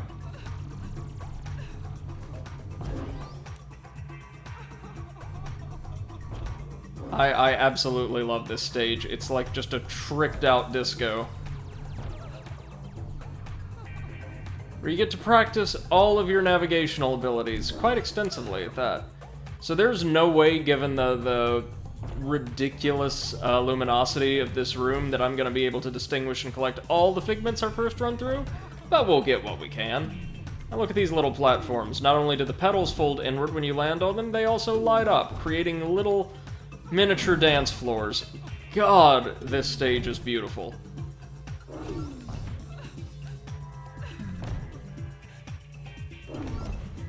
It really makes you wonder what they have in store for us in the second one. Oh, yes, yes. I hope there's more stages than this game's 10, fingers crossed. Or at least bigger, like more Yeah. extensive. I would like to see more, a larger number of worlds, though, because they incorporate such a unique aesthetic for every character. These rings aren't spinning and they are ruining my party. Alright, did they make their own engine for this game? I do not know, actually. It does look a lot like the Unreal Engine, but I'm not really sure. I'm not 100% sure. MC says, I prefer a solid 10 than a boring 20. I would as well, but there's no reason, given the amount of time it spent in development, they couldn't do both, I think. Double Fine has a great pedigree. No thanks, Raz. Yeah, Psychonauts 2 is gonna run on the Unreal Engine. Thanks, but no thanks, Raz. Hey, wanna dance? Hey, sure! We're all dancing! So yeah, Mia's just constructed this ridiculous nightclub city in her mind, and it's our goal to make it to the very end. Jesus, look at, like, the ring of light around, like, the neon at the base, or the top of the tower. Good God. And keep in mind, this game was released in 2005. It looks incredible to this day. Like, some of the textures are a little simplistic compared to what we would be used to, but goodness. Thank you, sweetie. I feel so much better now.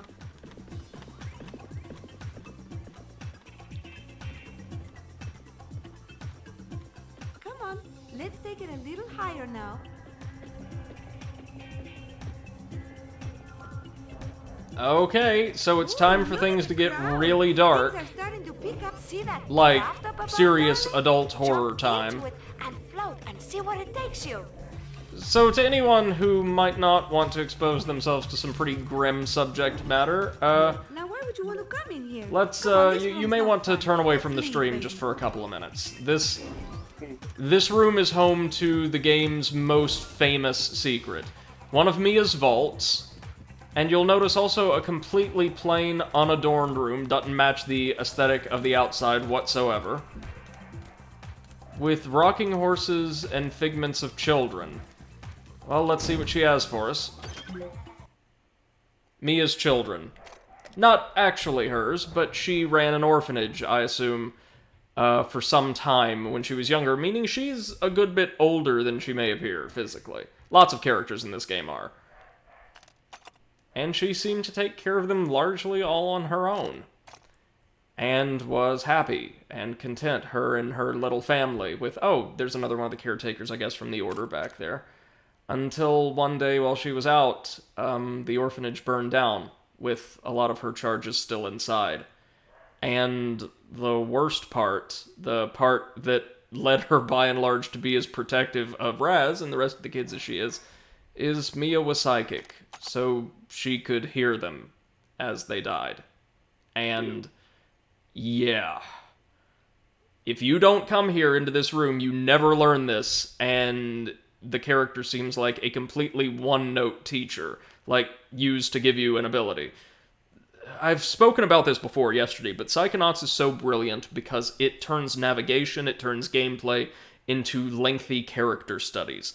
Every stage is representative of the person whose mind it represents, or it places you in. And so you're able to learn so much more about these people just by spending a little bit of time in their shoes and in their world than you would by engaging with them normally in like an adventure game style.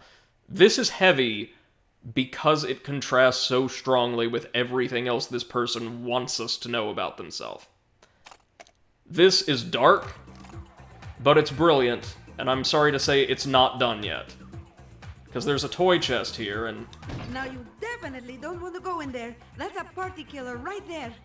This is the second time she's tried to warn us off. Again, sorry in advance for anyone who's not up for some nasty stuff, but... Darling, what are you doing down here? The party is upstairs. Lucky for you, I have my nightmares under control. These are Mia's nightmares. And you can't see what they're saying thanks to her trying to coax us back, but you will now. If you're looking for the makeup room, you've come to the wrong place. She's kept them all chained up. Ooh. And you can see there's like they're a complete inferno outside. Aside from getting the vault, there is no reason to ever come in here. But, yeah, it's moments like this that really set Psychonauts apart as a character and story-driven game. Like, this is the happiest stage in the entire game, and nothing else comes anywhere near. Having such a sudden, jarring tonal shift associated with, like, just standard exploration, to me, that's amazing. Mind-blowing. Good decision-making on the creative team's part. Good God. MC says, a good friend of mine is modernizing an introversion game. Oh, nice.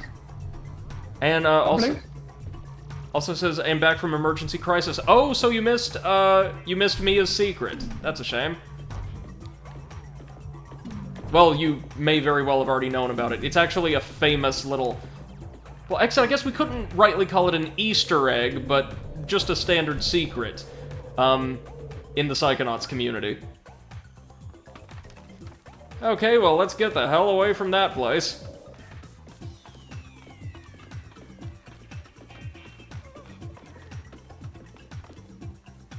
Oh, look at this hall. It's even more striking than the first. MC says, I know almost nothing about Psychonauts. Oh, that's a shame.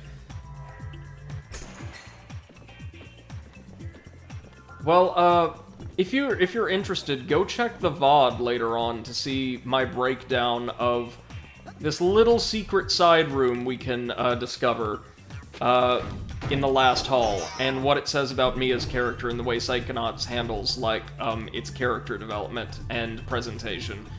Because I think, as a dev, you would really appreciate it. It's good stuff. There's one other stage that moves me as, like, an audience member about as much as this one, or even a little more.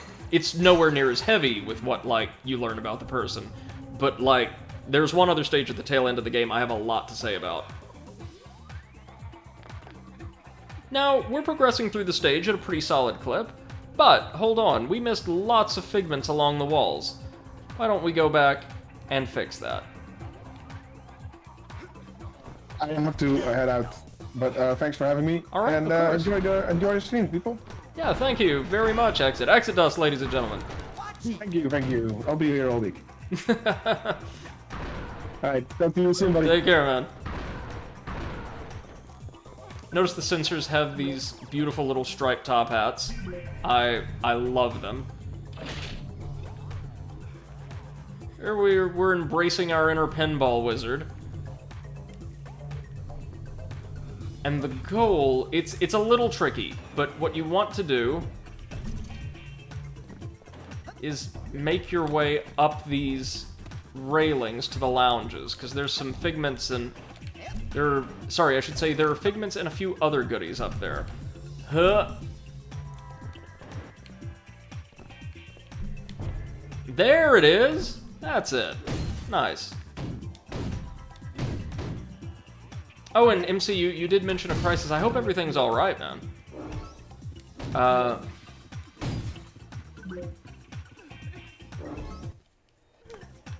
Emotional baggage sorted, and up we go.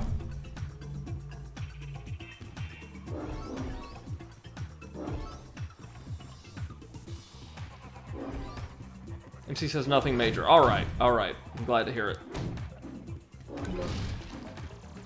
So, if Sasha's general theme as a person, not just a character, was, like, the difficulty of coping with loss, Mia is simultaneously a case study in extremely traumatic loss and also a pretty healthy way of coping with it. She's become a protector and a teacher and looks after all of these children as if they were her own.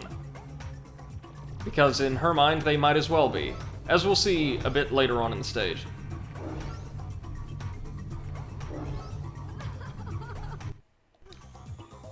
Alright. I want to say there might be 2 more pieces of emotional baggage to handle. Now you see how we're going to have to activate all these rings, right? Just grind along.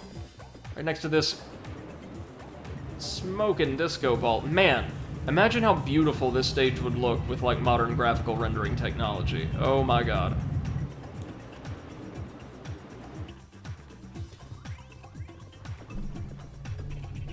What do we have? I heard a tag bouncing around on a higher level. Oh, there it is. There's our platform.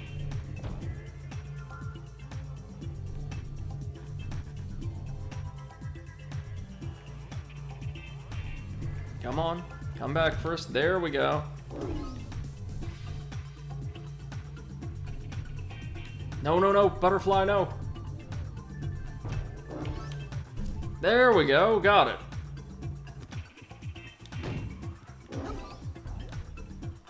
MC says makes me think of Tomb Raider Angel of Darkness. It had a disco. Love a good disco in games, or real life for that matter.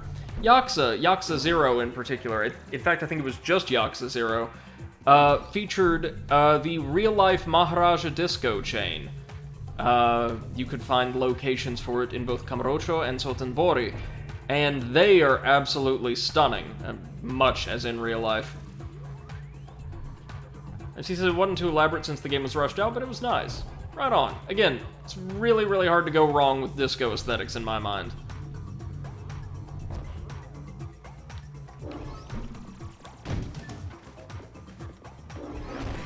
Well, there's a tag. Even the inner demons are wearing little top hats. Again, nice attention to detail and absolutely gorgeous. This isn't too far off from what I would like to imagine my own mental world looking like, even though I'm all but certain it wouldn't. Oh, here's Mia's second vault, and fortunately it's nowhere near as grim as the first one.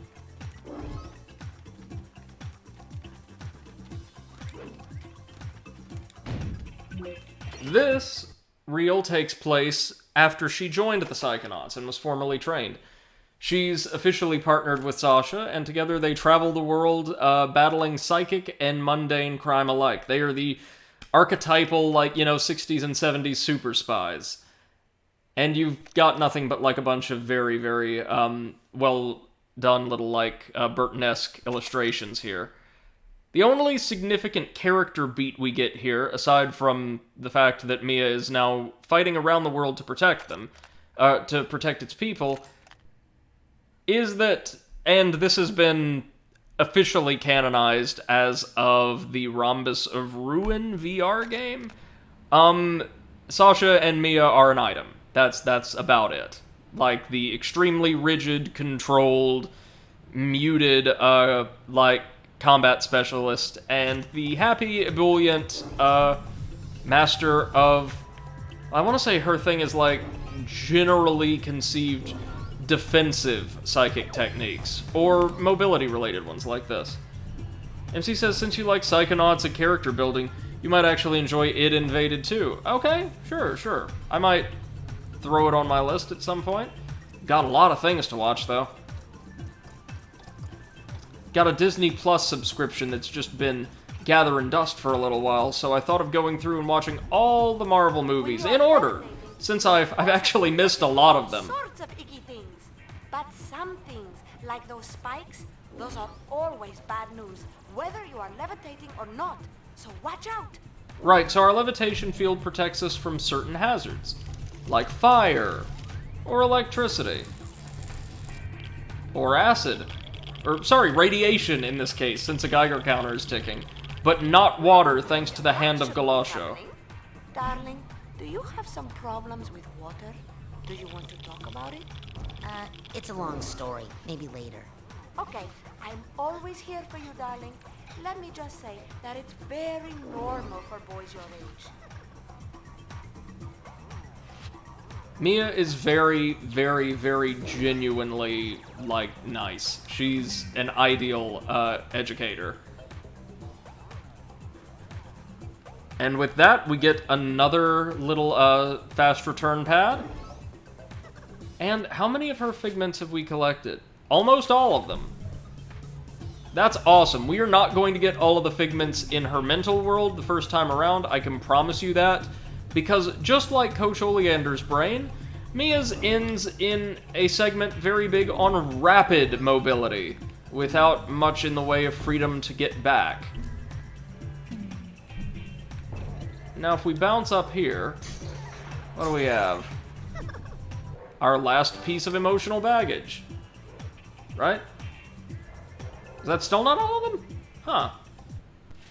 What are we missing? Ah, the suitcase. Right.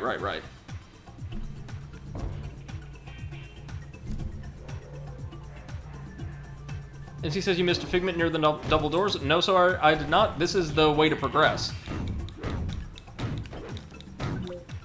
Generally, Psychonauts is very, very good about telegraphing to the player with visual cues where lies progress and where lie just little goodies. Okay, so we're missing that suitcase. It might be here.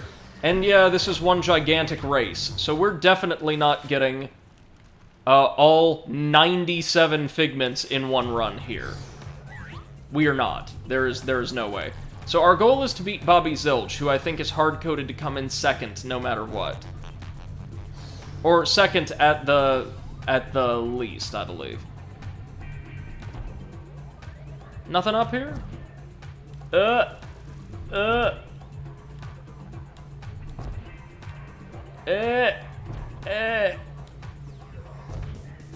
MC says, well, here's the thing, I see the little details everywhere. Yeah, and there's a ton of them in this game, ain't there?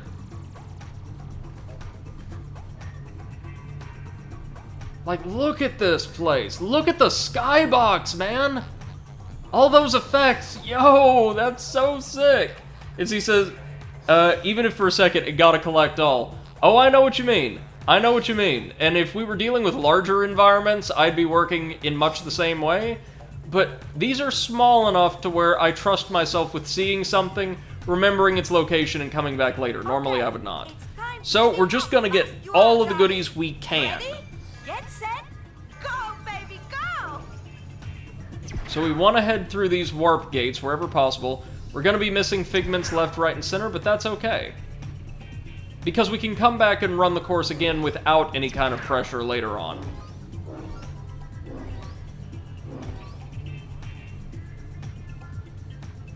Just what a feast for the eyes this is. And can you imagine how this struck players and critics right when the game was first released back in 2005? Ooh, land's sake.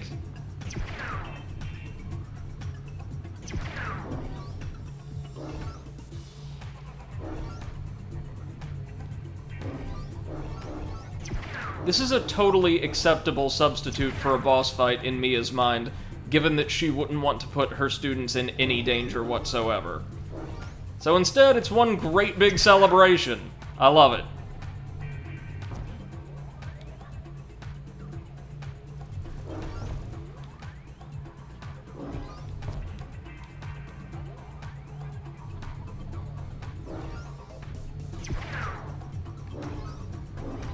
Oh no, we missed the side tunnel there, but that's okay. Goodies every which way we turn. Oh no, no! Bobby's overtaking us. We gotta beat him. Gotta beat him. No! No! Is that little shit seriously gonna beat us because we got caught on something at the 11th hour? Yeah, that's alright. We have to do it again. MC says this looks up Spyro 3 skateboard. Oh no, it's not. The controls here are phenomenally responsive. It's weird how quickly our tempo gets arrested when we're moving quickly if we happen to bump into an item or any kind of obstacle. But that actually makes sense when you consider that we never again have to use our levitation to move super quickly. A lot of the ways in which levitation is engaged throughout the game actually require the player to be extremely precise with their movement. So having something a bit slower and not exactly given to just giving way to traction is probably a good thing.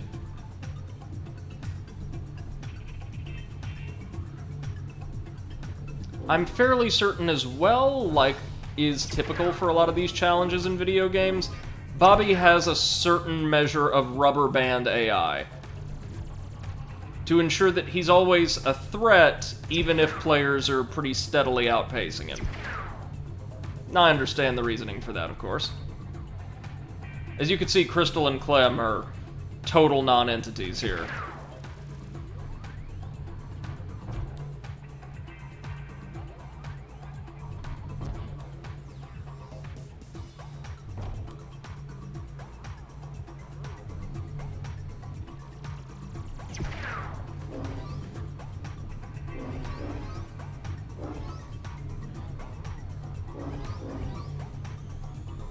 Is he still in the lead?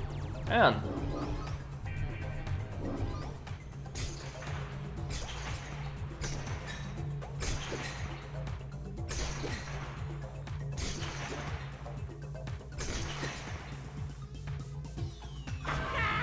Whoa, seriously? Oh, darling. I never had trouble with this when I was a kid. I think it's because I'm trying to get more collectibles. Normally I don't focus on that at all. So let's try it my way, the way I remember doing this, and just stick to the high roads where we can. Just have no shame about going to the sides of the slaloms.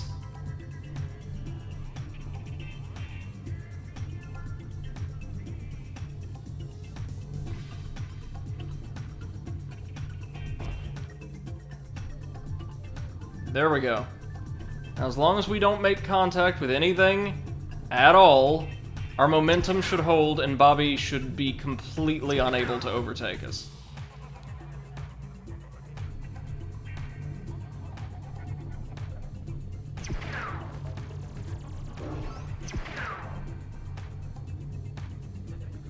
Shame we haven't found that last bit of emotional baggage. Maybe it awaits us in the winner's circle after the race.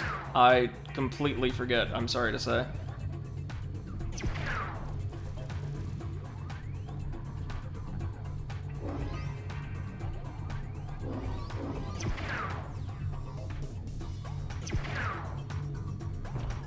You actually get more speed. Yikes. Yikes. Traveling this way, I think, right? Yeah, look at that. We've got a pretty healthy lead going into the home stretch. So I was right. All of the collectibles, my avarice was my downfall here. We got it, though. Yeah, baby! When you don't care about collecting anything, that's really easy. MC says, I'll share on the Discord a super cool game concept that was rough on control, but similar visually. Stunning, I mean. Alright, yeah, please do. I'm interested. I'm very interested. Okay, if you want to get up to where the action is, you're going to have to do a lot of floating in this room, baby. Good thing you're so light on your feet. So there's one little home stretch, and then we make our way to Mia to earn our proper levitation merit badge. So, the way the snot teleporters work, by the way, is that they will only teleport you to other checkpoints you've reached, or teleporters, I should say, within the mental world you were physically present in.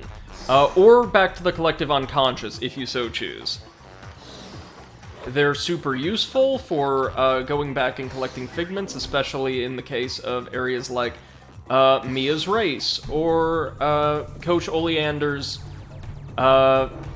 what can quickly become kind of tricky rail grinding segment, where moving back and forth and all about is actually kind of challenging or impossible beyond a certain point.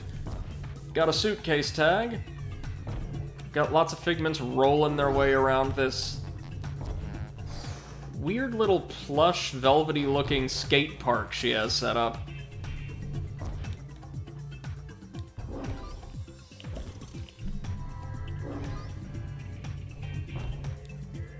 So MC, was that Echo video what you were sharing? If so, I can agree. I do really like what I've seen of that game. Get a little more oomph than usual. One of my favorite things about Psychonauts I mentioned yesterday is how it's a platformer that completely deviates from the standard, very boring biomes that are typically recycled ad nauseum, with little visual or narrative flourishes for most major platformers. It's not Ice World, Fire World, Desert World, Grass World, and so on. Each of these is based around a personality, and so takes you to a very, very unique place. Again, my dream for Psychonauts 2 is give us, like, they probably won't, but give us, like, 15 stages. Bigger than the average stage in this game, since, I mean, we've had a couple 3 console generations, and really, really give us our money's worth.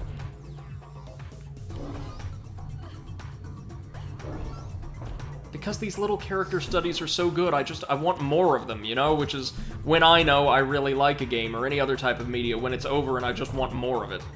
Did we collect everything?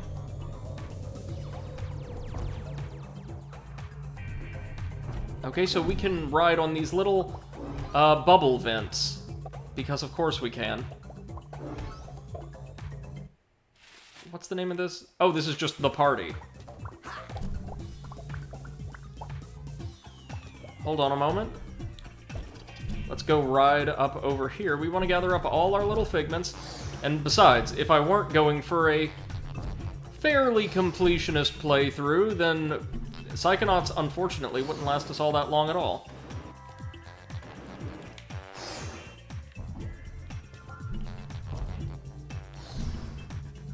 If you float in some areas, you might get a little more oomph than usual.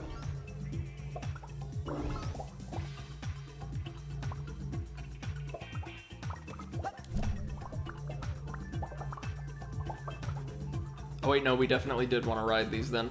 MC says that's also why classic Tomb Raider is a breath of fresh air. Exploration, puzzle, platformer, and the concept and action, adventure, and style. Yeah. I know what you mean.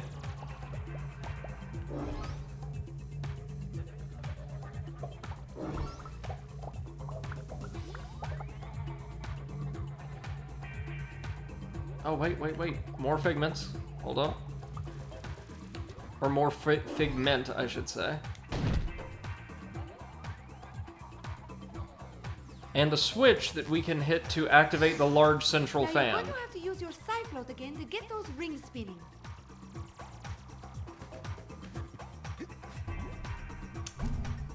You know, it's funny, I remember the party being the end of, or the race being the end of Mia's stage, but I'm glad to see there's a good bit more going on here. And there's a fairly generous radius around Raz, that you can, or I guess almost a hitbox, a collision box, that, will allow you to collect figments, even if you're not perfectly overlapping them. For sections like this, especially when the figments constantly phase in and out of various states of opacity, that's a major plus in my book. So let's get the ring spinning while we gather up as many figments as we can.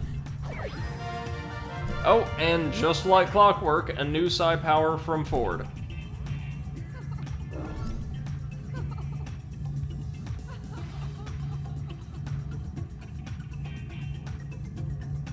The game really encourages exploring every nook and cranny of the beautiful worlds the devs built, and I could not agree with that philosophy more. This is something players should want to see and, like, clamber around inside of. There we go. That should do it. Or no, they're only active for a certain time. I see. Not like that's especially tricky anyhow. So we've deactivated Mia's security, and now just have to breach, like, the inner sanctum, her party room.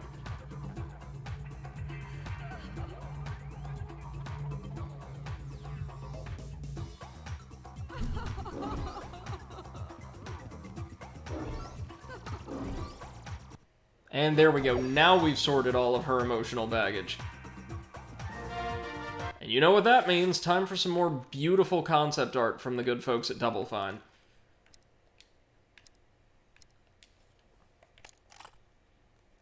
So we have her character design, right down to like a very basic shape and form they wanted to give her in the upper right-hand corner. These dancers, which are largely just her, like, mental constructs that she's used to populate the area.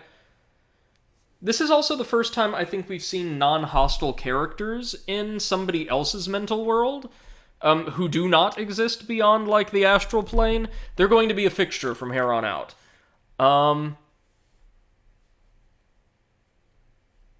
We've got, like, just some of the embellishments and decorative objects people were going to use, or they were going to use throughout the stage.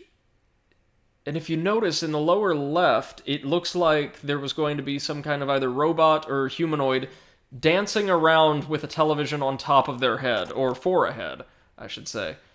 There's the art for the bouncer, a pretty impressive set piece. And just like some illustration they produced, I believe, to showcase the kind of wonderful vibrance and range of color they were going for. Yeah, man, these are stunning.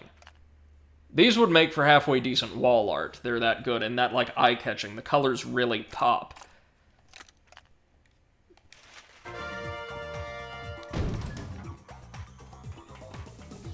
And with that, welcome to Mia's personal chamber, the party room. But before we meet with her... we won't be able to get that, that's okay. Let's collect all the goodies we can. Whoa! Around the perimeter of the room. There's a lot of figments here. Like, a lot of them.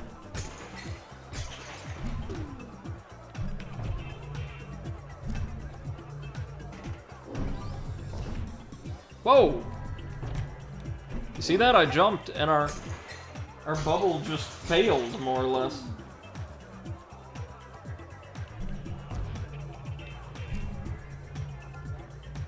Huh. Okay.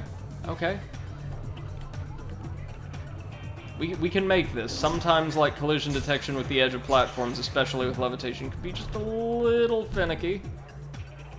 We can get it. Pretty sure momentum also plays an important role with a lot of these. Whoa, whoa, whoa, whoa, whoa. There we go. Now we got him.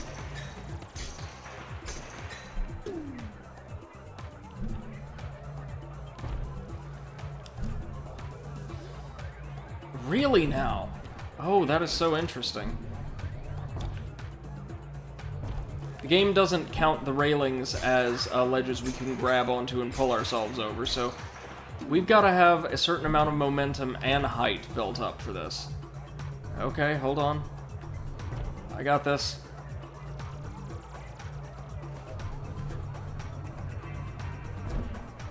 Except when that happens. Like, we reach the edge of the platform, I get ready to jump, and our bubble just bursts, huh?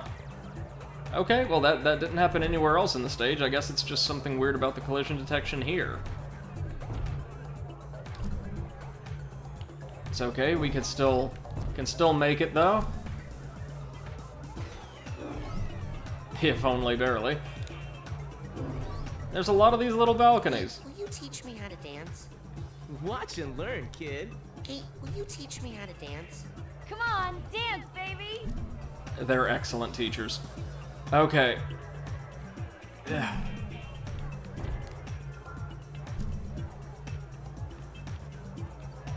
It's weird that, like, the most challenging levitation puzzle would have only a few figments as reward, but hey, it's here, I guess.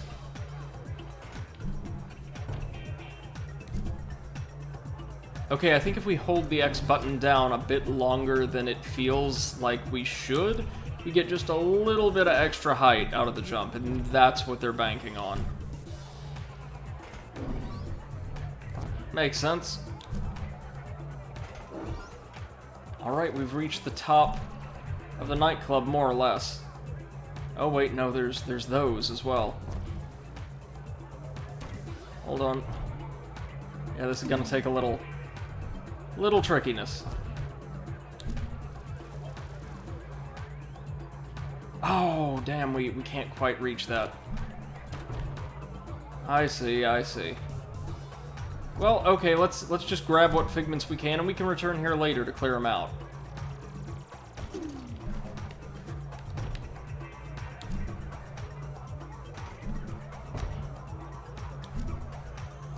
grab this one maybe, and then turn, I guess the mission in with Mia to get our merit badge. She's been very patient, hasn't she?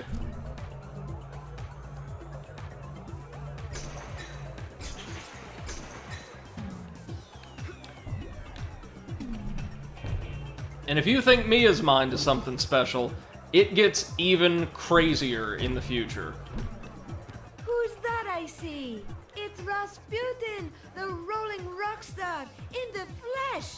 And just in time, the party was dying without you, darling. Here, I have a little party favor for you.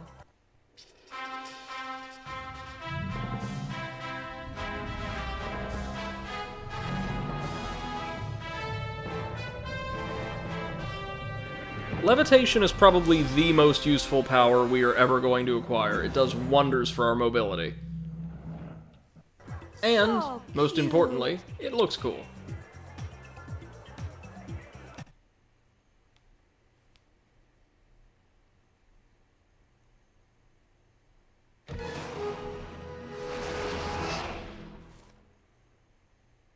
Don't be a stranger, darling. Thank you, Agent Vodello. Now it's back to the lab to save Dogen. Dogen's not in the lab, sweetie. He's watching TV in the lodge with the other children. I meant the dream Dogen from my Brain Tumbler vision. If I can find out what's happening to him, maybe that would give me a clue about who stole real Dogen's brain. Oh, I'm afraid he's just like that. Alright, and with that, ladies and gentlemen, we're going to have to conclude today's stream. But, what progress we made, huh? Got to see a little bit more of Mega Man 04. No idea if we're going to finish that on stream or not, but we were able to make quite a lot of progress in Psychonauts, exploring a great deal of Whispering Rock. We've seen almost everything. There's just a lot of little bits and bobs like the Scavenger Hunt items we have to collect left, and we will have more or less quote-unquote completed Whispering Rock. We completed 2 stages, Sasha's extremely restrained shooting gallery and Mia's incredibly lavish dance party, which visually, I think, is one of the 2 most impressive stages in the game, and also contains the most impactful character beat from a design standpoint, even though it's not my favorite bit of characterization we see in the game. That comes near the tail end. Still, Mia's dance party is a very close second favorite stage in the game for me. I know I didn't have a whole lot to say about it in the moment, but just trust me when I say that one looks great, sounds great, feels great all around. I love the motif. I love the fact that it's a specific reference to one music video. All of that is Dee-Light's Grooves in the Heart. Specifically. Right down to the dance moves. And it's totally intentional, it's great, it's brilliant. Next time, we're going to conclude the Brain Tumbler stage, which has virtually nothing left for us. All we have to do now is use levitation to get to the top of the tower and quote-unquote save Dream Dogen. And then it's on to the game's most interesting collection of stages. Those that the game is most well remembered for, and which I sincerely hope that you will enjoy. Until then, ladies and gentlemen, have a wonderful rest of your day. We'll see you tomorrow at 1 p.m. Central American Time or 8 p.m. Central European Time. Until then, take care. Bye-bye.